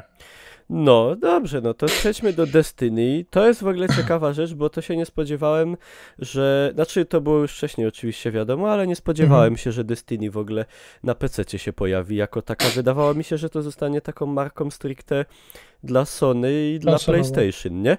A tu się okazuje, że wychodzi wsparcie monitor 21:9, 4K, 60 lub więcej FPS-ów, co mnie zawsze śmieszy, tak jakby te 60 FPS-ów to było nie wiadomo co, na PC-cie było to dostępne od zawsze, powiedzmy. Zapraszamy na materiały na YouTubach naszych, gdzie 60 FPS-ów jest zawsze. Także nie wiem czemu kto się tym jeszcze jakoś tak podnieca, no ale nie no spoko, to wygląda jak poprzednie Destiny, tylko bigger, better, more badass, jak to mówią. No, może być okej, no taki koopowy FPS mi się to trochę kojarzy z takim poważniejszym Borderlands. Takie mam skojarzenie. No, znaczy co mi się podobało Destiny na konsolach, tak więc znaczy wiesz, jak patrzyłem na to, jak grają moi znajomi, I słyszałem, mówili, o Łosiu, kurde, ale zajebista giera, ale nie, zagrasz, bo masz peceta. I wiesz, no mówili to trochę z beką, ale z drugiej strony widziałem, ile czasu spędzają w tej gierce, więc no trochę im tego zazdrościłem i fajnie, że się pojawi, tylko pytanie znów, czy naprawdę będzie taka fajna jak jedynka, nie? No, zobaczymy. Oby była fajnie zoptymalizowana, oby fajnie była przystosowana do PC-ów. No i nie wiem, czy tu jeszcze o czymś chcemy gadać z tego. O PUBG żeśmy powiedzieli, Tak. Informacja była o Summer Sideshow w Killing Floorze 2. No ja w Killing Floora jak nie miałem, tak nie mam, to mnie nie przekonało. Forza to już też żeśmy, o Force żeśmy nie mówili, tylko wcześniej żeśmy opowiadali o Need for Speedzie. To jest kolejna gra rajdowa, a ja dalej nie jestem rajdowy. Też nie, ja też nie. To tyle mniej więcej. Sea of Thieves, no to mówiliśmy, że nas bardzo interesuje, bo wygląda bardzo okej, bardzo oryginalnie. No, mimo tego, że jest kreskówkowe, jednak ten wariant koopowy, strzelanie, wystrzeliwanie się z katapulty, no i generalnie też PvP, bo tam będzie można się wystawiać naprzeciwko, brzmi bardzo, bardzo dobrze. No tutaj są jeszcze jakieś tytuły, których ja szczerze mówiąc nie sprawdziłem. Night, to jest właśnie to, co ja mówiłem, to jest taka pixelartowa gra w klimacie takim trochę cyberpunkowym, a trochę w takim kwasowym jak Hotline Miami na przykład, które mi się bardzo podobało i dlatego tym tutaj jestem akurat zainteresowany. Elands, tego w ogóle nie kojarzę, szczerze mówiąc, co to jest. Musiałbym sobie tutaj zobaczyć. A, to wiem, to jest twórców Army, gra ma być niby arcade'owa. I to chyba będzie free to playka, tak? Aha. Z tego co wiem. Aha. No nie wiem, czy o to chodzi. Z tego co tu widzę, czekaj. No wygląda to, jeździ się na koniu, coś się kraftuje, zbiera się jedzonko. Taki Conan trochę, Exiles, tylko w grafice bardzo takiej pikselowej, powiedzmy kanciastej. Dobrze, co tu jeszcze? Miki, pytasz o Skull and Bones. O Skull and Bones powiemy za chwilę, bo chyba konferencja kolejna, którą będziemy sobie omawiać, to Ubisoft, a to właśnie z tej stajni. Na koniec myślę, że warto jeszcze dodać, bo tam części rzeczy też, które nas mniej Mikołajem nie interesują, no to zignorujemy, ale na koniec warto dodać, że 20. rocznica premiery Age of Empires tak. będzie ten remaster. No, fajnie się grało w Age of Empires, natomiast jeśli chodzi o takie strategie stare RTS-owe, one mają na pewno dużo klimatu, no ale na pewno się nie będę zagrywał w nią więcej niż tam 10-15 godzin. Może sobie przejdę parę misji z kampanii, ale to nie jest tak, że będę tam siedział, kurde, kilkaset godzin tłuk na multiku, ale fajnie, bo wiem, że jest sporo osób, które tęskniły za tą grą, bo w wielu komentarzach były informacje, czy tam już czasami na live wspominacie, że fajnie było, żeby było Age of Empires, no i tutaj będzie w 4K i w ogóle i sorry. No ale to też jest, mi się wydaje, raczej gra stricte do fanów starego Age of Empires, że nowych fanów jakoś ten remaster nie przyciągnie, w sensie, bo wiadomo, że tam ta zmiana jest bardzo duża, bo to jest przejście w sumie z oprawy 2D na 3D, ale nawet po tym remasterze nie wygląda to jakoś szokująco. Wygląda to, nawet gdzieś bym to plasował niżej niż powiedzmy Company of Heroes, nie?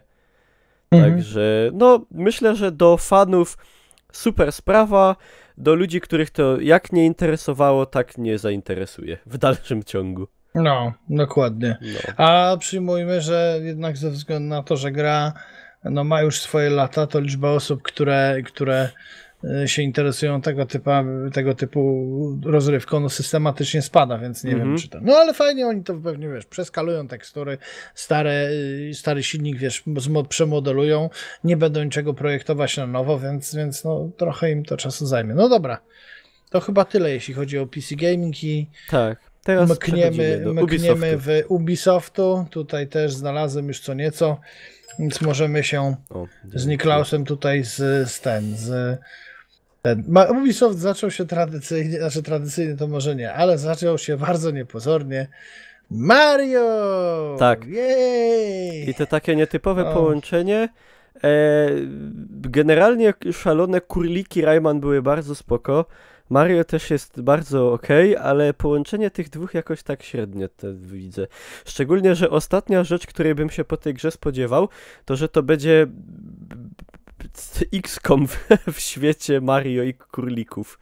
Bo tam widziałeś, że tam jest walka taka właśnie turowa i Znaczy, nie wiem. ja zobaczę, poczekam na pewno na recenzję, natomiast szanse na to, że tą grę oceniam na, powiedzmy, średnio niskie. Bo raczej niskie. No bo Mario było fajne, ale to w czasach dawnych. Ja platformówek nie lubię już teraz.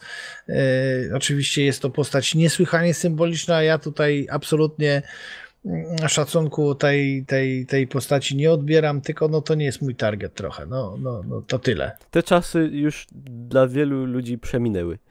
Ale na pewno może, ale właśnie paradoksalnie to nie jest gra jakaś, jakbyśmy to powiedzieli, dla dzieci. Z tego co widać, przynajmniej po tej rozgrywce, bo nie jest to jakaś prosta platformówka, bo właśnie ten system walki a la XCOM to tak nie do końca wiem, do kogo to jest skierowane, nie? Wiesz, o co mi chodzi. Czy do fanów Mario jakichś, u których to ma jakiś sentyment obudzić i tak dalej? No nie wiem. Nie wiem. No. Zobaczymy, jak Dobra, to może kto będzie chciał, to sobie kupi.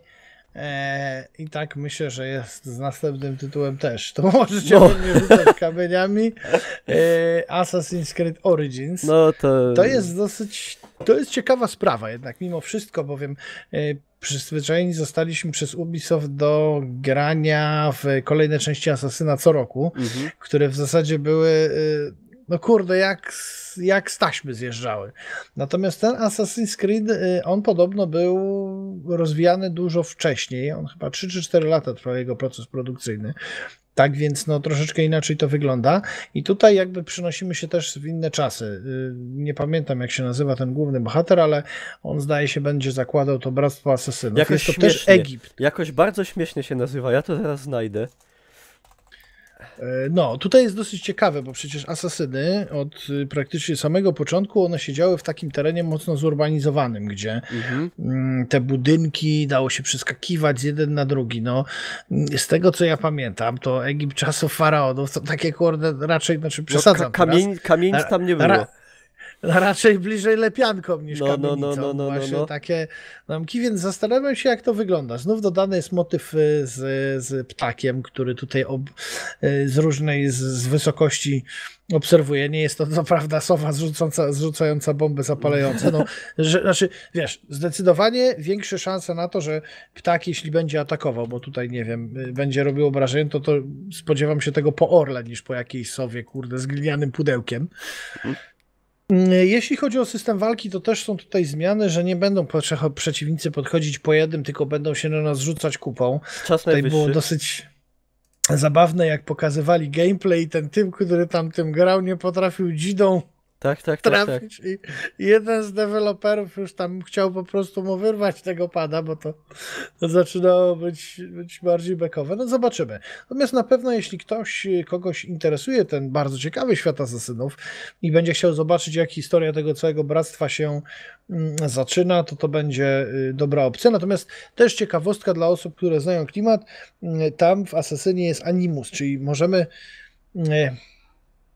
To jest tak, że wcielamy się w jakąś postać, która może żyć w dzisiejszych czasach, wchodzi do Animusa jakby, czyli takiego systemu komputerowego, wirtualnej rzeczywistości i sobie przypomina pewne rzeczy, które są gdzieś tam dawno zrobione, czyli tak naprawdę nie gramy w tamtym czasie. To nie jest tak, że to jest gra, która się dzieje wtedy, tylko ona się dzieje współcześnie i nasz bohater przy pomocy Animusa przenosi się do czasów egipskich. To taka trivia, bo i tak przecież większość czasu będziemy wciągać, kurde, zapach gówna wielbłąda, nie?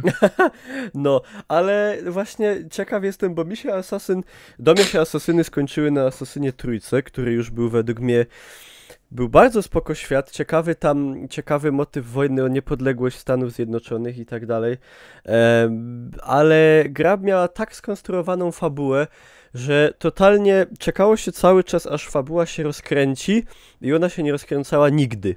I to był właśnie główny problem. I tego świat niestety mega ciekawy i walki tam z Brytyjczykami i tak dalej nie nadrobiły tego. Ulubionym moim asasynem była pierwsza część i druga też Ta była... nudna? No, A druga. no, już no myślałem. nie, druga, no, czy tak by mnie mniej więcej... Jakoś właśnie, pomimo wszystkiego, co ludzie mówili, to pierwsza część nie wynudziła mnie. Jakoś się nie nudziłem w niej. O. Ale druga była też bardzo okej, ale po trójce tam już Black Flag, Unity, które praktycznie Black Flag nikomu był nie fajny. działało na początku. A. Także no, ale jakoś czasy tego Egiptu, to mi się jakoś, nie wiem, to mi jakoś nie pasuje do Asasyna. Jakoś tego tak nie widzę. I muszę się oczywiście przy okazji przywalić do tego, że Egipcjan tam przedstawiono, jak przynajmniej na tym trailerze, wyglądają jak murzyni z Afryki, gdzie tak naprawdę bliżej im było, no przynajmniej z Do tego co Bliskiego wiemy, Wschodu. no byli jaśniejsi generalnie i nie wyglądali w ten sposób. Śniadzi. Śniadzi byli, tak, nie czarni. No i tyle, no. Co tu powiedzieć? Zobaczymy. Może będzie fajne. No dobrze. To co tam jest dalej? The Crew. Samochody. The Crew 2. Co tu można powiedzieć? Grałem... Pewnie będzie free to play. Pewnie się będzie autami jeździło szybko. W poprzednią część nie miałem jej nigdy u siebie na kompie, grałem trochę u znajomego. No, ciekawe to, że będzie można pływać łódkami, latać samolotami. Ale jak tak patrząc na całokształt, oprawę graficzną i tak dalej, to trochę mi ta gra tak zalatuje takim rokiem 2010 gdzieś tak w porywach. Znaczy ja ci powiem, że u mnie to wygląda zupełnie inaczej. Pomijam, że nie lubię takich gier wyścigowych, ale to The Crew miało pokazywać, wiesz, całą Amerykę, sandbox miało się jeździć. Tutaj akurat nie wiemy, jak będzie The Crew wyglądać, ale jak dodali wyścigi motorówkami, wyścigi tymi, samolotami, wyścigi motorami, wyścigi samochodami, to powiem ci, że to wszystko było w GTA, tylko że w GTA jeszcze można było strzelać. Chodzić i strzelać do ludzi, no. Także... Więc, znaczy, no, zobaczymy. Oczywiście bardzo upraszczam, ale jak sobie pomyślałem, no to już widziałem to wszystko w GTA. Zobaczymy, jak wyjdzie, jakie to będą silniki, czy wiesz, bo jakie będą modele jazdy. Gra momentami w niektórych, wiesz, miejscach na trailerze wyglądała spoko, no ale no, tak, muzyka też woda bardzo fajna, ale Ubi potrafi robić filmiki. Tak więc no... I downgrade'y, mistrzowie też w tej materii niestety. Także... Ja myślę, że potem możemy sobie przejść od razu do gry, która jednak myślę, że będzie pozytywnym elementem tematów oferowanych przez Ubisoft, czyli South Park. The Fractured But Whole. No ja cały czas mam przed sobą jeszcze poprzednią część do nadrobienia i nadal tego nie zrobiłem. A trzeba będzie, można ją już kupić za jakieś grosze. Także będę musiał. Nie no, South Parka myślę, że nie trzeba reklamować. Jeśli będzie trzymał poziom jedynki, to super. No tutaj nie ma co mówić, że trailer był filmowy. Skoro no, wiecie, to jest kreskówka, ale było spoko, nie? No. Kolejny temat to Transference. To ciekawa sprawa. To jest nie wiadomo, co to jest. Nie do końca. Ja tak patrząc na ten trailer czuję, że nie grałbym w to, bo ja się nie nadaję do horrorów. A jeszcze jakiś tutaj o motywach psychologicznych i w ogóle tego typu, to wariatkowach i innych, no nie wiem, no ja bym nie grał, ale nie można powiedzieć, że nie wygląda to ciekawie. Ja się zastanawiam po prostu, jak będzie wersja polska gry wyglądała, bo ja mam wrażenie, że w tej grze będzie strasznie dużo gadania, a nie wiem, czy będą napisy, czy dubbing, czy napisy będą fajnie zrobione, trudno powiedzieć. No tego jeszcze nie wiadomo. No to cóż, no to przechodzimy dalej. Skull and Bones, czyli dokładnie motyw piracki z asasyna bez asasyna. Tak, czyli zerżnięty z Black Flaga temat strzelania, rozwinięty. W zasadzie kupcie kupcie produkt, strzelajcie się na multiku i ten. Znaczy, ja tutaj to bardzo upraszczam. Mamy już przecież na rynku gierki, które bazują na tej mechanice, czy Cloud Pirates, to się tym lata, późniejsze, wiesz, World of Warships. Pytanie, jak będzie wyglądał motyw właśnie walczenia, ekonomii, poza tym, czy będzie jakiś tryb fabularny, wiesz, no. Zobaczymy, no bo ten system bitew morski był naprawdę dobry, ale żeby zasługiwać na osobny, pełnoprawny, kosztujący 200 produkt, No właśnie. No to... Czy będzie tam To tyle lipa, nie? zawartości, żeby to było interesujące na dłuższą metę? To się dopiero przekonamy. Na pewno graficznie trzeba powiedzieć, że bardzo spoko to wygląda, bo i woda, która jest kluczowa, jakby nie było w grze o pływaniu statkami i tylko no, że wszystko jest takie mocno arcade'owe, nie? Tam statki mają HP, gdzieś tam w ogóle przy uderzeniu z naszym statkiem wybuchają, jak w filmach Michaela Bay'a i no, żeby to nie było przegięte. No, w World of Warships ten wybuchają. To jest jeszcze kolejny temat Starlink, ale to było chyba takie składanie statku z jakimiś kupowanymi fizycznymi zabawkami, coś Tego takiego. w ogóle nie kojarzę za bardzo. Tak rzucam okiem, ale Nie wiem, dziwna sprawa to no, jest. Nie? to raczej nie dla nas. Kolejny temat to Steep Road Steep, The Olympics. Steep, w Steepa pograłem w jakieś tam Pół demo, godziny. czy betę, no pół godziny i to w sumie wszystko już widziałem, co chciałem i już nic więcej nie potrzebowałem od tej gry, także chyba Road to the Olympics też jakoś nie przykuje mojej uwagi, tak myślę. No, ja też mało sportowy jestem. Far Cry 5. O, i to jest ciekawa sprawa, bo jak się pojawiło pierwsze info w ogóle o Far Cry'u, pierwsze trailery, to nie podobało mi się to kompletnie. Stwierdziłem, że to jest kolejny raz ten motyw w Far Cry'u już do bólu przerobiony, że jest jakiś jeden guru sekty, bardzo zły i szalony i że to już się po prostu opatrzyło, ale jak pokazali ten gameplay z tego koopa, to pomyślałem, że kurde, to mogłoby być całkiem spoko, bo no koopa w Far Cry'u jeszcze póki co nie widzieliśmy. Ciężko powiedzieć, jak to na dłuższą metę będzie wyglądało, ale świat jest ciekawy, gdzieś tam Ameryka Północna, jakieś takie sekciarskie, religijne bandy, które tam będą ludzi porywały i mordowały, no to może dam szansę, może. No i pies, co przynosi broń, jest spoko. No nie wiem, czy to był bug, ale dało się zamówić wersję fizyczną w edycji tak. Fader za 140 zł. Podobno Ubi honoruje takie zakupy. Tak? Mam znajomą, która zamówiła sobie Asasyna za 4 dychy i generalnie było. Jeśli chodzi o takie sekciarskie klimaty, ja też do końca nie jestem zachwycony. Amerykańska wieś i sekciarskie klimaty, to teraz przeżywam to w Outlaście i po prostu nie wiem, czy jutrzejszy pokaz Outlasta nie będzie ostatnim. No zobaczymy. Natomiast jako, że gra w edycji kolekcjonerskiej kosztowała mnie 140 zł, to... Czyli to kupiłeś. Być może tak, przycebuliłem. Zobaczymy, wiesz, no. Far Cry'e są fajne, natomiast mi coraz częściej brakuje czegoś w tym systemie, że wiesz, chodzisz po świecie, zabijasz durnych przeciwników, ten crafting za każdym razem tak samo wygląda, że szukasz zwierząt, robisz sobie z nich jakieś ulepszenia, no to mnie tak trochę kapa. No, dokładnie. Trochę kapa, natomiast zobaczymy, jak to będzie. Beyond Good and Evil. To jest takie trochę oczekiwanie na tą grę, jak się kojarzy z oczekiwaniem mi na Half-Life'a 3. W sensie gdzieś tam kiedyś się pojawiło hasło, ludzie się napalili, potem już się sprawa ucichła, już, że tak powiem, nadzieja w wielu ludziach umarła. Ja w jedynkę coś tam zagrałem, nigdy mnie to jakoś nie porwało za bardzo, ale muszę powiedzieć, że ten trailer, ten w CGI zrobiony, z tym wieprzem i z człowiekiem małpą, się śmiałem, że tam jest człowiek małpa, strasznie mi się podobał. Bardzo mi się to podobało, klimat w ogóle i pomysł, także niewykluczone... Z rozpuszczającą się figurką, nie? Tak. Bardzo, bardzo spoko zrealizowane i od strony technicznej i pomysłu, także no ciekaw jestem, bo nie ma w ogóle, nie ma żadnego w sumie, jakby to powiedzieć, nie wyobrażam sobie w ogóle, jak ta gra będzie wyglądała, czy to będzie TPS, czy to będzie FPS, czy tam będą elementy RPG, czy to będzie karcianka, a może platformówka.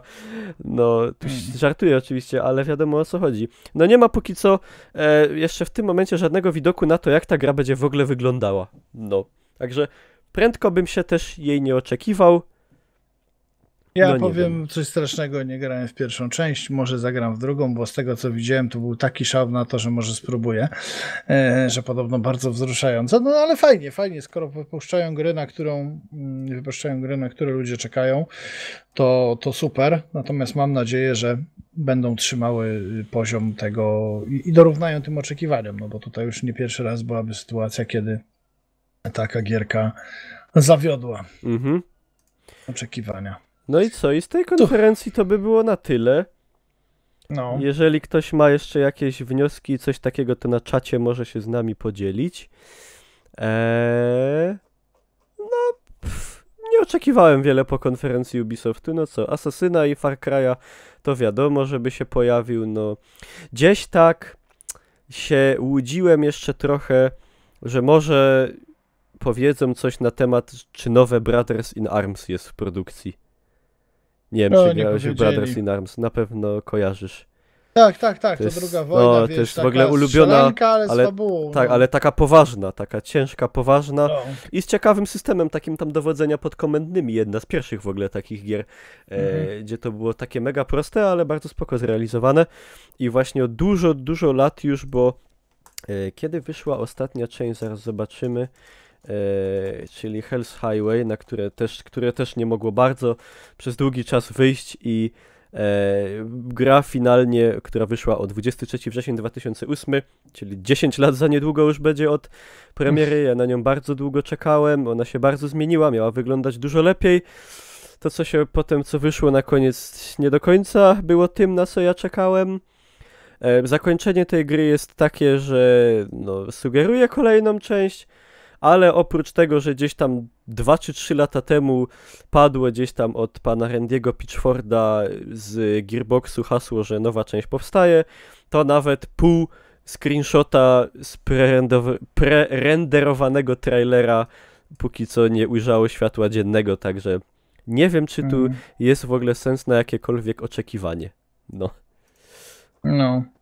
Słuchaj, bo została nam w zasadzie chyba tylko konferencja Sony, No bo tak, Nintendo tak. to chyba sobie odpuścimy. To Ja nie tylko zapalę dla światełko. Europejczyków za bardzo. Dokładnie, słuchajcie, powoli kończymy, tak więc możecie się budzić ci, co zasnęli.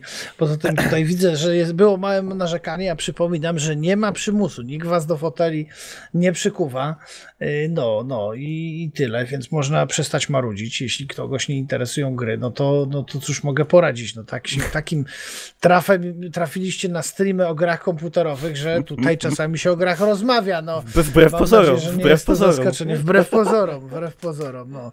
Więc mimo wszystko tutaj czuwamy, patrzymy.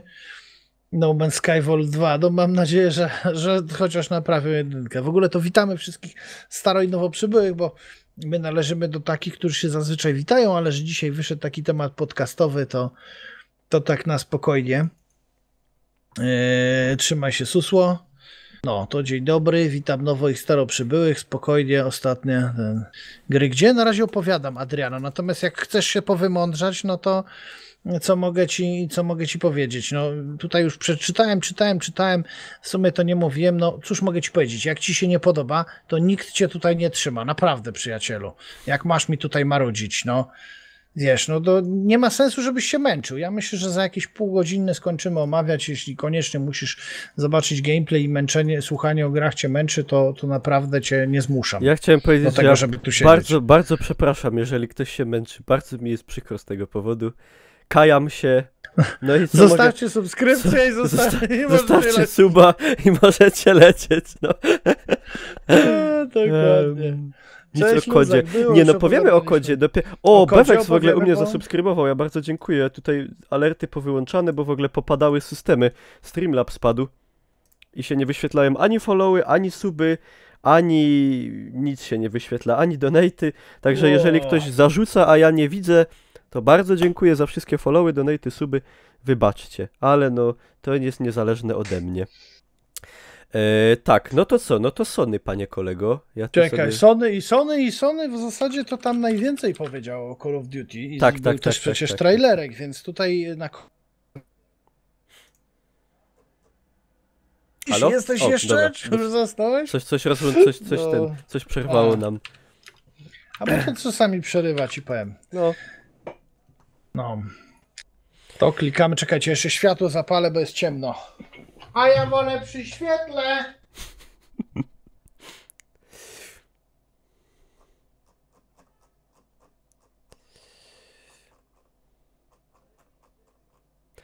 siema Rudy Herman, witam wszystkich bardzo serdecznie. No. I O, tak. Widziusz, bardzo cię przepraszam, ale to samo co do Adriana. Jak ci się nie podoba, no to naprawdę, jeśli traktujesz to jako ględzenie, nikt cię nie trzyma. Powiedziałem ci, kiedy ględzenie się skończy. Natomiast ja naprawdę was tu nie trzymam na siłę, naprawdę. Dobra, panie kolego, Tak, lecimy. mniejsza z malkontentami. Mam jedźmy. wrażenie po tym klaśnięciu, że wypłaciłeś jakiemuś malkontentowi przed chwilą. Lepę na pysk tak zwaną.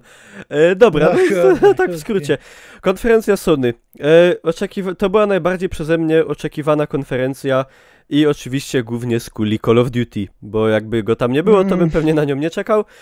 I od razu powiem, czy, że tak powiem, jestem usytasy i czy moje oczekiwania zostały spełnione? Nie. Nie, niestety nie, ale pomału. No to dobrze, ja mam tutaj włączony taki z antyweba po kolei gierki, jakie były. To może zacznę. Tropico 6. Czy ty, Łosiu... To weź mi jeszcze wrzuć, Już ci żebym ja wrzucę. też widział tutaj twoje... Czy ty, Łosiu, jesteś fanem Tropico? Czy w ogóle grałeś kiedykolwiek? Wiesz co, Ja na przykład nie. Ja jestem fanem Tropico, jak ona wychodzi w edycji Game of the Year i wtedy, wiesz, tam za 30 zł sobie można kupić grę ze wszystkimi dodatkami i wtedy tak. A tak, no to takim wielkim fanem nie, bo w tych grach naprawdę jest ciągle to samo. Od trzeciej części wszystko wygląda tak samo. Fidel Castro dalej żyje? Tam w grze? Fidel Castro z Che Guevarą, kurde, dalej tam tylko. Dobra, no to jedźmy dalej. Gran Turismo Sport. No, ja z Gran Turismo, wbrew pozorom styczność jakąś miałem, ale to była styczność, jak chodziłem grać na Playa do mojego kolegi dawno temu, to była jedyna okazja, kiedy mogłem pograć w Gran Turismo. No nie, w sumie miałem PlayStation 3, ale wtedy już mnie kompletnie jakoś wyścigówki nie interesowały. No to co ja tu mogę powiedzieć, no Gran Turismo, no nie dodali dinozaurów tak ani samo czołgów. Jak Forza, No. Dokładnie tak jak Forza, są fani Gran Turismo, są fani Forcy, każdy mówi, że ich jest najlepszy, do tego jest jeszcze Need for Speed.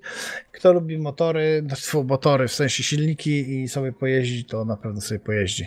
No, dobrze, dalej. Co tu mamy? Grę od Guerrilli, którą Guerrilla ja na przykład kojarzę od Killzone'a, bo to jak jeszcze miałem PlayStation, to Killzone 2, trójka, bardzo mi się przyjemnie to grało. Wcześniej jeszcze gdzieś tam pierwsza część u znajomego na PlayStation 2. Guerrilla i gra Horizon Zero Dawn. Czyli dodatek tak, do Horizona. Tak. No nie miałem, jako że nie mam konsoli, nie mam PlayStation 4, nie dane mi było grać w podstawową wersję, także no ty też z tego co wiem, to ciężko tu coś powiedzieć na ten temat znowu. No, dokładnie. Znaczy, to jest jedna z gier, których średnio zazdroszczę posiadaczom PS4. Tak, średnio, dokładnie. Nie jakoś dokładnie. mocno, bo nie jest to The Last of Us i gra, o której będziemy później mówić, ale tu kolejny temat to Uncharted. Uncharted, to jest właśnie, to jest seria, której ja gdzieś tam, jak jeszcze, szczególnie jak miałem Xboxa, to gdzieś tam posiadaczem PlayStation zazdrościłem, bo to jednak była gra, która z Playa trójki i teraz czwórki wyciskała 7 poty i naprawdę graficznie to ostatni Uncharted. To jest fabularne rozszerzenie do Uncharted 4. Ja myślałem, że to jest zupełnie nowa część.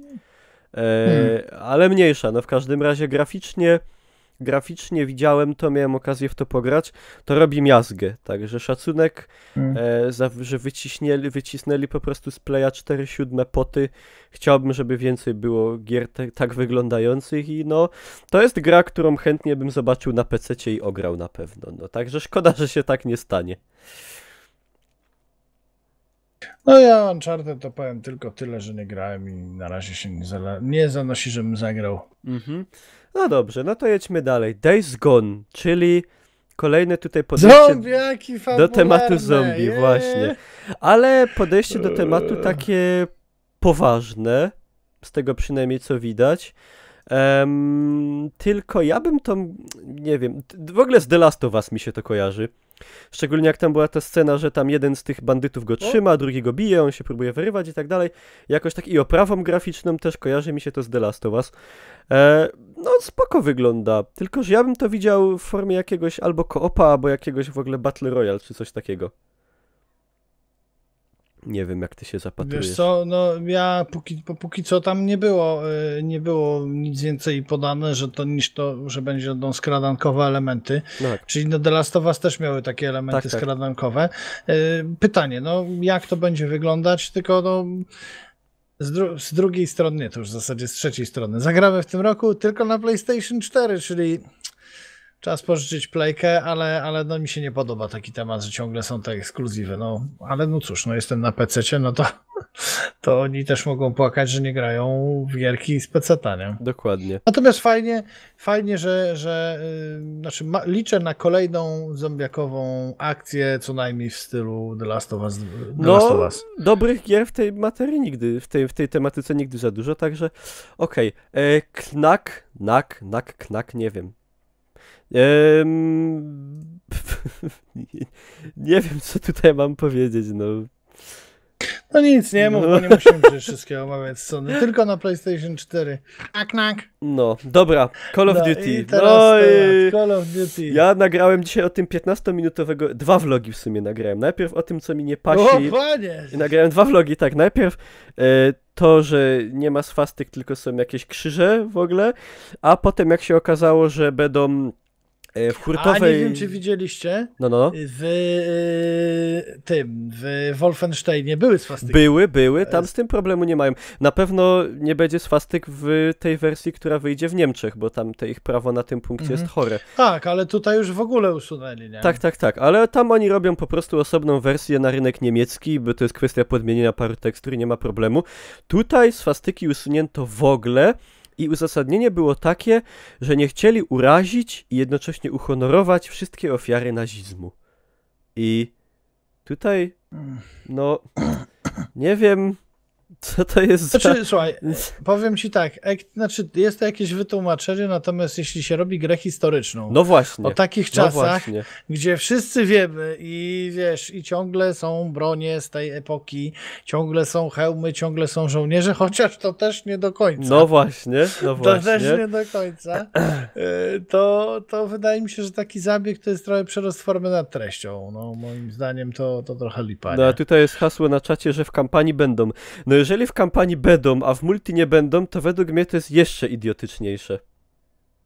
Że no nie wiem, no nie widzę po prostu... Znaczy nie, no to jest już taka poprawność polityczna tak mocno przesadzona, że już w sumie to nie wiem, co powiedzieć. Otóż to jeszcze nie jest tak przesadzone. Przesadzone to jest to, kiedy w Wehrmachcie pojawiają się czarne kobiety. To jest przesadzona poprawność polityczna. Znaczy kobiety w wojsku, nie dość, że kobiety w wojsku, to jeszcze czego nie było, przypominamy, w niemieckim wojsku. No tak, znaczy, dobra, powiedzmy tak, jeżeli by to były kobiety w armii rosyjskiej, okej, no bo tam walczyły kobiety normalnie, ale już sama obecność kobiet jako nie tam na przykład, nie wiem, powiedzmy medyków, obecność kobiet jako żołnierzy frontowych w armii amerykańskiej, co tam można zaobserwować na gameplayach, bo już się pojawiły, czy armii brytyjskiej, czy armii niemieckiej, to jest po prostu nieprawda, to jest zakłamywanie historii, bo kobiet tam nie było, a już na 100%... Kobietę jeszcze mogę przeżyć, naziści z teorią wyższości ras i czarnoskóry żołnierz albo czarnoskóra kobieta, no jest to... Znaczy wiesz co, nie o to chodzi, bo były tam na przykład, był tam w Wehrmachcie Legion Freies Arabien, gdzie tam służyli faktycznie czarnoskórzy, tak, ale tak na przykład... jak był, wiesz, turkestański, Legion, wiesz, jakichś mongolskich tragarzy, dokładnie, ja rozumiem. To tylko, tak, no, wiesz, ale chodzi o skalę, o skalę po prostu. To tak samo jak Hitler ogłosił Japończyków honorowymi No Arejczykami, tak, i to wiesz, teoria raz no. padła. Tylko chodzi o to, że w tej grze to jest nie wiem, mi osobiście, bo ja tam troszeczkę tematami historycznymi się interesuję, co zapewne część osób wie, brakuje tych zdjęć w źródłach, gdzie jak ja sobie oglądam te zdjęcia frontu, brakuje tych czarnoskórych bohaterów. No spoko, jest poprawność polityczna, ale Na to, maksa. że to znaczy Activision po prostu nie zamierza robić gry, która będzie ściśle realia historyczne odzwierciedlała. Zresztą to było widać w trailerze, gdzie po prostu był ten czołg Panzer 4 na lewą stronę, w ogóle jakiś zrobiony źle, model był ustawiony tak no fatalnie. Jak ja po prostu taki, można powiedzieć, historyk, amator, widzę, że model czołgu jest błędny, no to znaczy, że coś jest nie tak w produkcji za kilkadziesiąt milionów dolarów. W zasadzie to nie wiem, jaki tam budżet jest. No potężny na pewno, no na pewno potężny. Ale co jest takiego przykrego, że jeszcze Call of Duty 1 i 2 i 3 i World at War mogły się obyć bez tego, nie? Bez wciskania na siłę czarnoskórych tam, gdzie ich nie było i wciskania na siłę kobiet tam, gdzie ich nie było. Tamte gry mogły bez tego, bez problemu funkcjonować. Słuchaj, brakuje czarnoskórych żołnierzy, bo wtedy były czarno-białe zdjęcia i czarne nikt nie wychodzili, no. Tak, takiego suchara dawno nie widziałem. Nie, słuchajcie, żeby nie było. Armia amerykańska jak najbardziej, przecież czarnoskórzy żołnierze zrobili naprawdę bardzo dużą daninę krwi. Oni musieli wtedy bardzo mocno jakby przełamywać jeszcze te rasistowskie tematy. No tak, ale no niemieckie wojsko to tak nie bardzo. No trudno, no to tak samo jakby wprowadzać, nie wiem, M16 mogliby wstawić, bo fajnie wygląda. I to tak samo ja mówiłem, to na vlogu się takim przykładem posłużyłem, że to z tym wyolbrzymieniem tej skali to jest tak, że jak na przykład w Powstaniu Warszawskim walczył jeden murzyn, no bo walczył faktycznie tam jeden z muzykantów tam warszawskiej orkiestry jazzowej, to tak jakby zrobić grę o Powstaniu Warszawskim i co trzeci powstaniec był czarny. No... Tym niemniej, żeby uhonorować tę jedną postać, jakbyś gdzieś tam poszedł w udokumentowane jedno miejsce w trybie fabularnym i tam zobaczył tą postać, nie miałbym nic przeciwko. Jak najbardziej, no ale wiadomo, chodzi o skalę, żeby po prostu gdzieś tam z jednostkowych przypadków nie robić normy, no bo to już jest zakłamywanie historii i faktów, no. Dobra. Przejdźmy dalej. Monster Hunter... A co tam jest jeszcze dalej? Monster Hunter World. Kolejna gra, o której nic nie powiem. Taki Dark Souls, trochę taki Dark Souls z polowaniem na duże potwory. No taka typowa japońska gra, no. Mnie to jako... nie jara mnie to jakoś, no. Mam wrażenie, że Setowi by się to mogło podobać, bo on lubi takie tematy japońskie, Dark Soulsowe i dinozaury. I diżonaury. Jak diżonaury, to jeszcze naziści powinni być. Była taka jakaś wersja, nie? Z nazistami, był.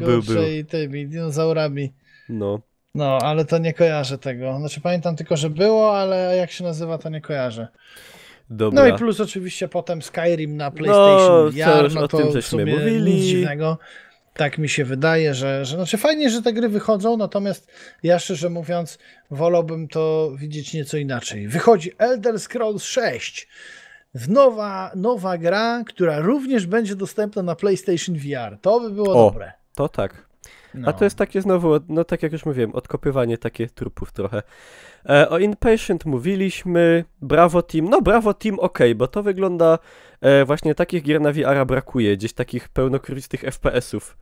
Nie wiadomo jeszcze, jak to będzie wyglądała kwestia poruszania się i tak dalej, ale wygląda to przy czym też można zaobserwować, że jednak tego typu gry, jak są na VR-ze, to muszą mieć mocno ciętą rozdzielczość i detale, bo po prostu sprzętowo jeszcze nie ma opcji na to, żeby powiedzmy gry trzeba wyrenderować 2 obrazy. Tak, dokładnie. Także na gry graficznie wyglądające jak Battlefield 1 na przykład, czy pochodne, to bym nie liczył na VR-ze w najbliższym czasie. Chyba że jakieś tam, wiecie, podróże w wagonikach kolejki albo podróże batyskafem po dnie morza, to tak, ale coś takiego raczej nie. Dobrze, Monster of the Deep Final Fantasy, czyli bass fishing w świecie Final Fantasy, no. Jest. No co ty mówisz? Właśnie sobie odpaliłem te jakie... Co to za gówno jest, ty? Przepraszam. Nie, dobra, to źle. Jak ktoś chce sobie zobaczyć Monster of the Deep Final Fantasy 15, nie, to już chyba, wiesz co, chyba ktoś nie miał pomysłu na to. Ale zrobić. To tak trochę jakby zrobić na przykład, nie wiem, łowienie ryb, wiesz, z Call of Duty, nie? I siedzisz nad brzegiem jeziora i gdzieś tam w tle ostrzał artyleryjski i czołgi jadą, a ty siedzisz i ryby łowisz i gra z tego zrobiona. No. Czemu nie? Czemu nie? Dobra, MOS. MOS, czyli przygoda małej białej myszki, czyli gra dla alkoholików. Na VR-ze, no...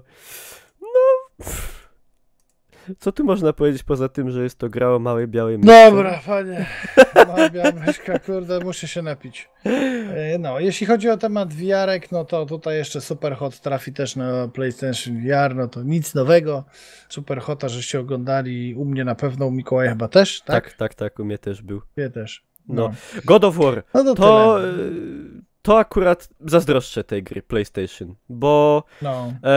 I God of War zawsze trochę zazdrościłem, a tej części szczególnie, bo jest to pierwszy, bo poprzednie God of War to tam wiadomo uderzały gdzieś tam w tą mitologię starożytną Grecję i tak dalej. Tutaj mamy mitologię germańską, konkretnie skandynawską, nordycką, i to tematy gdzieś tam, które też mnie interesują. Graficznie to wygląda super przepięknie i generalnie no, jakbym miał PlayStation, to na pewno bym nabył. Także szkoda, że nie będzie dane mi w to zagrać, bo to wygląda Podpiszę się pod tym. No. Jakbym miał PlayStation, to na pewno też bym sobie to ogarnął, a że nie mam, to nie ogarnę. No i tyle. No i co I nam pozostaje? Colossus. Kolejny temat, Shadow of the Colossus.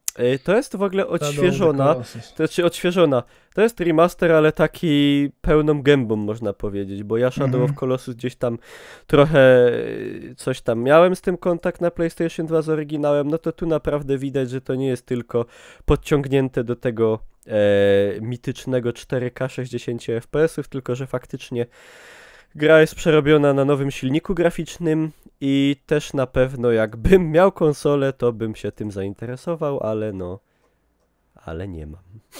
Temat, który mnie bardzo interesuje i jakbym miał konsolę, to bym się zainteresował, ale dlatego mógłbym nawet pożyczyć i zrobić sobie posiedzenie. No i lista gier, które mi się podobają, to Detroit Became Human. To jest taka fabularna... The Division takie trochę jakoś tak mi się kojarzy. Tak, ale fabularna, bunt androidów, no i to jest ciekawy temat. No może Blade Runner to nie będzie, ale na pewno temat science fiction ciekawy i miejmy nadzieję, że ciekawie zaprezentowany, tym bardziej, że te gierki na PlayStation fabularne, one z reguły stoją na bardzo wysokim poziomie. Tak. Dawno Sony nie prezentowało na swoich konferencjach gry, która nie byłaby praktycznie fabularnym pewniakiem, nie? Dokładnie. No i co? No i to w zasadzie jedna z ostatnich gier, znaczy to ona była na prezentacji jako ostatnia. Spider-Man. No, jest czarny, czego się nie spodziewałem. Bo ja przywykłem do Petera Parkera, który był biały, a tutaj się okazuje, że Spider-Man będzie też czarny. Ale to takie w modzie, także no... Wiesz co, ja ci powiem, że to ma być raczej gierka w stylu platformówki, ja nie lubię platformówek takich, wiesz? To? Szczerze mówiąc, platformówki? Tak mi się wydawało. Nie, to jest taki Batman bardziej Arkham City. To jest taki, dobrze. To jest taki Batman. Okay. No, ze skakaniem po budynkach, z kopaniem po twarzach bandytów. To wiesz co, ja chyba niedawno na Steamie widziałem jakąś gierkę właśnie, a to, że rzeczywiście tutaj już mi się przypomina, no to tak, no to jest akurat gierka, która może być fajna, z tym, że no sandboxy bardzo łatwo zwalić, żeby były nudne. No i tak, pytanie tutaj, szczególnie jeszcze Spider-Man, gdzie no nie ma opcji raczej na przechadzanie się po ulicach w stylu GTA i tak dalej. I jeżdżenie autami i rozjeżdżanie ludzi. Także, no, w komiksach też następca Petera Parkera to Murzyn. Okej, ja nie mówię, że tak nie jest, ale to, czy mi się to podoba, czy nie, to już jest inna sprawa. Znaczy, to też trąca pewną popularnością polityczną. Przecież są czarnoskórzy bohaterowie zarówno, znaczy też z Marvela, przecież jak tam na Netflixie jest John Cage, tak? Są bohaterowie czarnoskórzy i tutaj takie przekoloryzowanie równo w drugą stronę, żeby nie było. Jakby John Cage nagle się zrobił białaskiem, to też miałbym bekę po prostu. No wiadomo. To powinno być tak, już jak bohater jest, to jest, no. To tak samo jakby w Mortalu tego Indianina, jak on się tam nazywał, Nightblade czy coś? Ten No taki, wiem, wiesz, no wiem, o którego chodzi. I nagle by wprowadzili, że on już nie jest Indianinem, tylko jest, kurde, starym Kaszubą. No Wiesz, to... no ale co, przepraszam, że starzy Kaszubi korsi, wiesz, no ale... No nie, wiesz, właśnie, jest, no nie, no. Dobra, Destiny temat przerobiony. Marvel kontra Mówili o Destiny. Capcom Infinite. A tutaj mordobicie, nie? Z tego co No, pamiętam. mordobicie, no. Ale tych mordobić ostatnio Capcom, Dużo. Marvel, to tam się wszystko miesza, jest bardzo Dużo dużo. jest tego. No. Dobrze, Hidden Agenda, a ja tego chyba nie widziałem w ogóle. To są jakieś klimaty detektywistyczne. Ale Odbijanie lubię takie gierki, zakładników. wiesz? Czy nie wiem, czy to coś może będzie trochę a la Zobaczymy, LA wiesz Noire. co, co będzie więcej wiadomo o tej gierce w przyszłości. No, ale tak jak mówię, no PlayStation tylko, to muszę... No niestety. No i to tyle, no i co? I że ponad 60 milionów posiadaczy PS4, czyli taka Polska plus jeszcze jakieś 22 miliony ludzi. I jakby każdy miał PlayStation. No. Zdecydowanie. 487,8 miliona sprzedanych gier. No to są liczby na pewno imponujące. No nie wiem dokładnie w tym momencie, jak to wygląda w porównaniu z Microsoftem. No i co? No i Podejrzewam, że słabo. podejrzewam, że słabo Podejrzewam, jednak. że słabo, no. Ale no i tak wiadomo, że PS4 na PS4 są fajne gierki. Moje podejście jakby do ekskluzywów to jest jedna sprawa, bo absolutnie nie ujmuje to jakości produktom firmy Sony, czy grom na tą konsolę. No mam nadzieję, że za jakiś czas ten temat ekskluzywności zniknie, albo podziałam tak w tym kierunku, żeby posiąść. Cześć Aha. Seto. Halo, Kamilek. Kurde, myślałem, że Kamilek. będę incognito. Co ty masz taki dźwięk dziwny? Nie. No właśnie dlatego mówię. Spirytus. Aha, Nie, jestem w takim pokoju, co jest echo. aha. My tu właśnie kończymy wywody, teraz będą podsumowania, kwiaty, gratulacje. No. No, pozdrowienia. Także. I premie. I premie. No, dobra. Takie pytanie podstawowe teraz, tak na marginesie gadamy już 2 godziny bez mała. Ja pierdzielę, nie? Rzeczywiście długo. Najlepsza prezentacja, jakby mnie ktoś zapytał, te takie podstawowe pytanie, jaka mi się konferencja najlepiej podobała, to mam problem, szczerze mówiąc, bo żadna mi się nie podobała jakoś bardzo. No, niestety. No i Blado w porównaniu do E3, które były na przykład 3-4 lata temu, gdzie to oglądałem z wypiekami na twarzy i takie marki się pojawiały i takie prezentacje i takie sprzęty pokazywali, że człowiek się jarał naprawdę, że się dzieje coś nowego i ważnego. A tak te E3 i te też w zeszłym roku jakoś tak... No nie wiem, no nie urwało nic mi dupy, no. Nie urwało nic mi dupy. Znaczy ja wam powiem, że ja zacząłem tę konferencję oglądać już czekając wcześniej na pewne produkty i bardzo się cieszę, że one się pojawiły. Dużym rozczarowaniem, że Bethesda nie pokazała Starfielda, bo to myślę, że mocno by zmieniło ich konferencję, jeśli oczywiście dalej robią Starfielda i byłby to wymarzony przeze mnie Starfield. Druga sprawa to jest konferencja Microsoftu, która została troszeczkę rozmyta przez te duże ilości indyków, natomiast no, mi się bardzo podobało, że jest State of Decay 2. Do tego no, nieco rozczarowujący trailer trybu multiplayer Skoda, natomiast no, mam nadzieję, że historycznie będzie chociaż ten tryb popularny wyglądał i ja cieszę się, że każda gierka z II wojny, cieszę się z każdej gierki, która jest grą AAA, która opowiada o II wojnie światowej, bo jest szansa na naprawdę fajną historię, fajnie zrealizowaną. No najwyżej na multiku nie będę grał, od multika będzie Battlefield 1, kurde, i Turcy mówiące po turecku. No właśnie, jeszcze tu warto zaznaczyć, że Niemcy mówią po angielsku w multiplayerze. Znaczy, to jakoś tak wygląda, że jeżeli gramy Niemcem, to on mówi po angielsku, ale wtedy inni Niemcy mówią po niemiecku i to jest w ogóle takie już... No nie wiem, no jakieś takie... No boli mnie to, że taki ten ideologiczny smród tak miesza i że to tak psuje odbiór generalnie i gdzieś tam psuje mi wrażenia z jednej z ulubionych serii gier Ja się zastanawiam, skąd to się bierze, przecież mogliby napisy zrobić i nic by nie było, Nie było wiem, problemu. Nie wiem.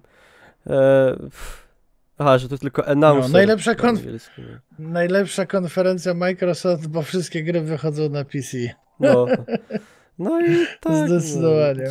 Tak na marginesie to tutaj u mnie były ankiety na czacie leciały i według ludzi z czatu najciekawszą prezentacją było w pierwszej kolejności, jeśli chodzi o gry, Metro, potem Wolfenstein i na trzecim miejscu Assassin's Creed Origin. No. Ja zerknę, bo tam Susło, zrobiłeś tą ankietę, jaka gierka się najbardziej podobała, czy nie? A, i jeszcze największa beka była, jak... lektor mówi po angielsku, może. Jak zepsuta, jak na początku, jakie duże były problemy z dźwiękiem na konferencji Sony.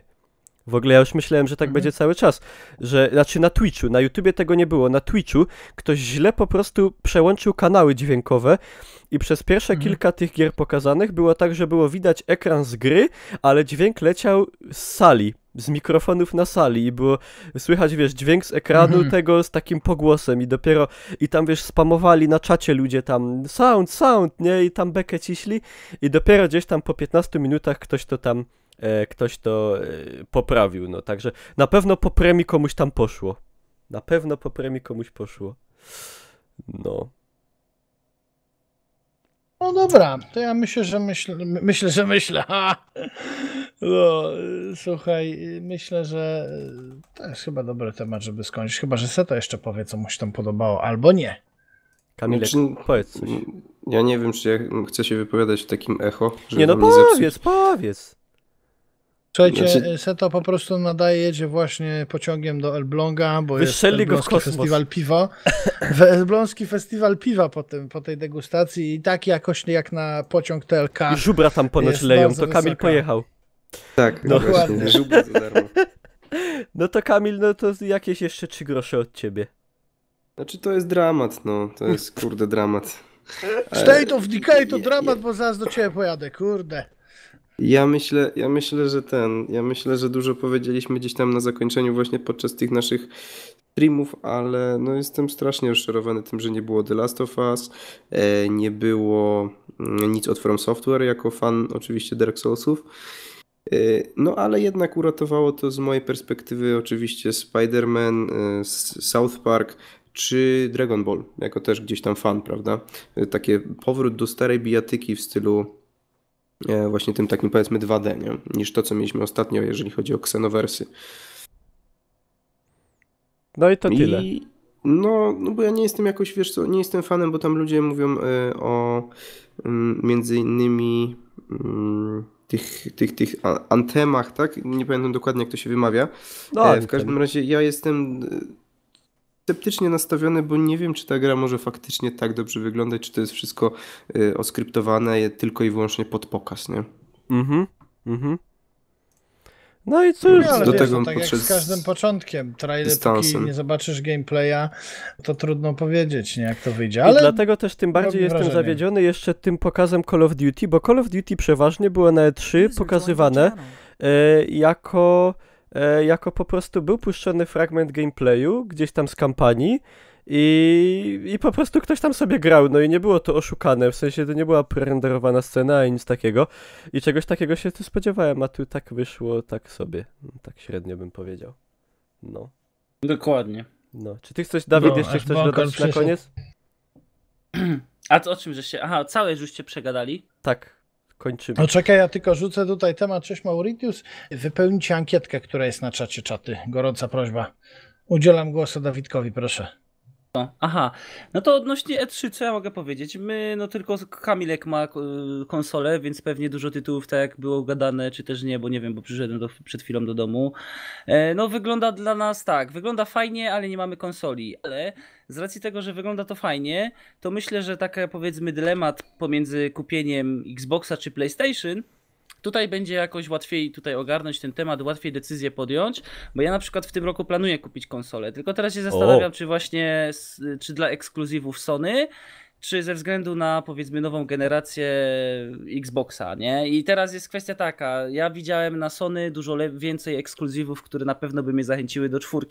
PlayStation Nie będę już wymieniał, bo już żeście obgadali wszystko odnośnie Call of Duty, czyli w sumie najbardziej oczekiwanego tytułu tego, to myślę, że już też Niklaus swoje powiedział. Myślę, że no nie ma co kupy ruszać jak śmierdzi, bo ale nie, ja na przykład w przeciwieństwie do Niklausa twierdzę, że to są troszkę... Te obawy są zbyt duże Niklausa, ale chciałbym, żebyś się mylił i chciałbym, żeby się wszyscy mylili, że faktycznie będzie inaczej, że będzie dobrze, nie? Chciałbym, żeby było dobrze. Ale to już pomijam te kwestie tam właśnie murzynów i tak dalej. Tak jak tutaj Kamil powiedział, Dragon Ball bardzo mnie to cieszy, czyli mi się przypomniał od razu Mugen. Tak. Mugen, czyli pierwsze bijatyki z Dragon Balla, od razu gdzieś w szkole w kafejkach się grało, także komiksowa kreska, taka jaką znamy właśnie z Dragon Balla oglądanego. I z innych chińskich bajek.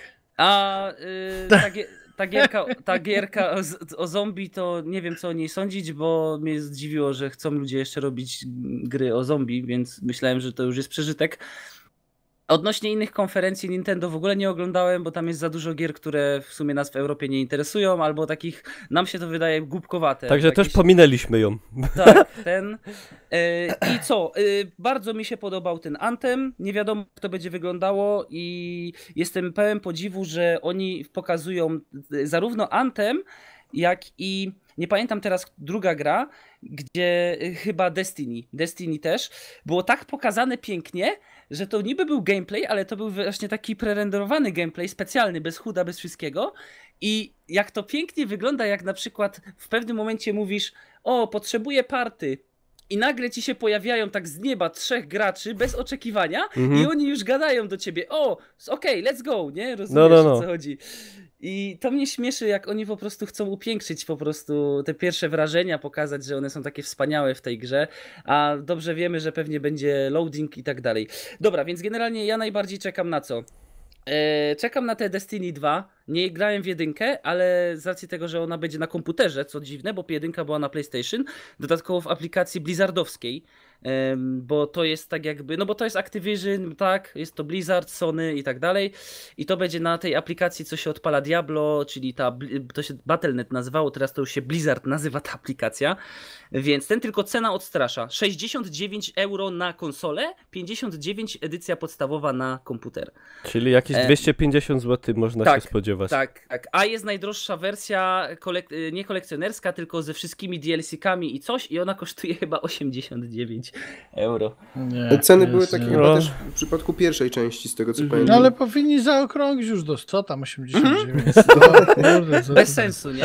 Bez sensu, złote drobne. Co ja z tymi drobnymi zrobię, wiesz? I chcę powiedzieć, że ta gra bardzo ciekawy screen A Way Out, myślę, że to będzie fajne.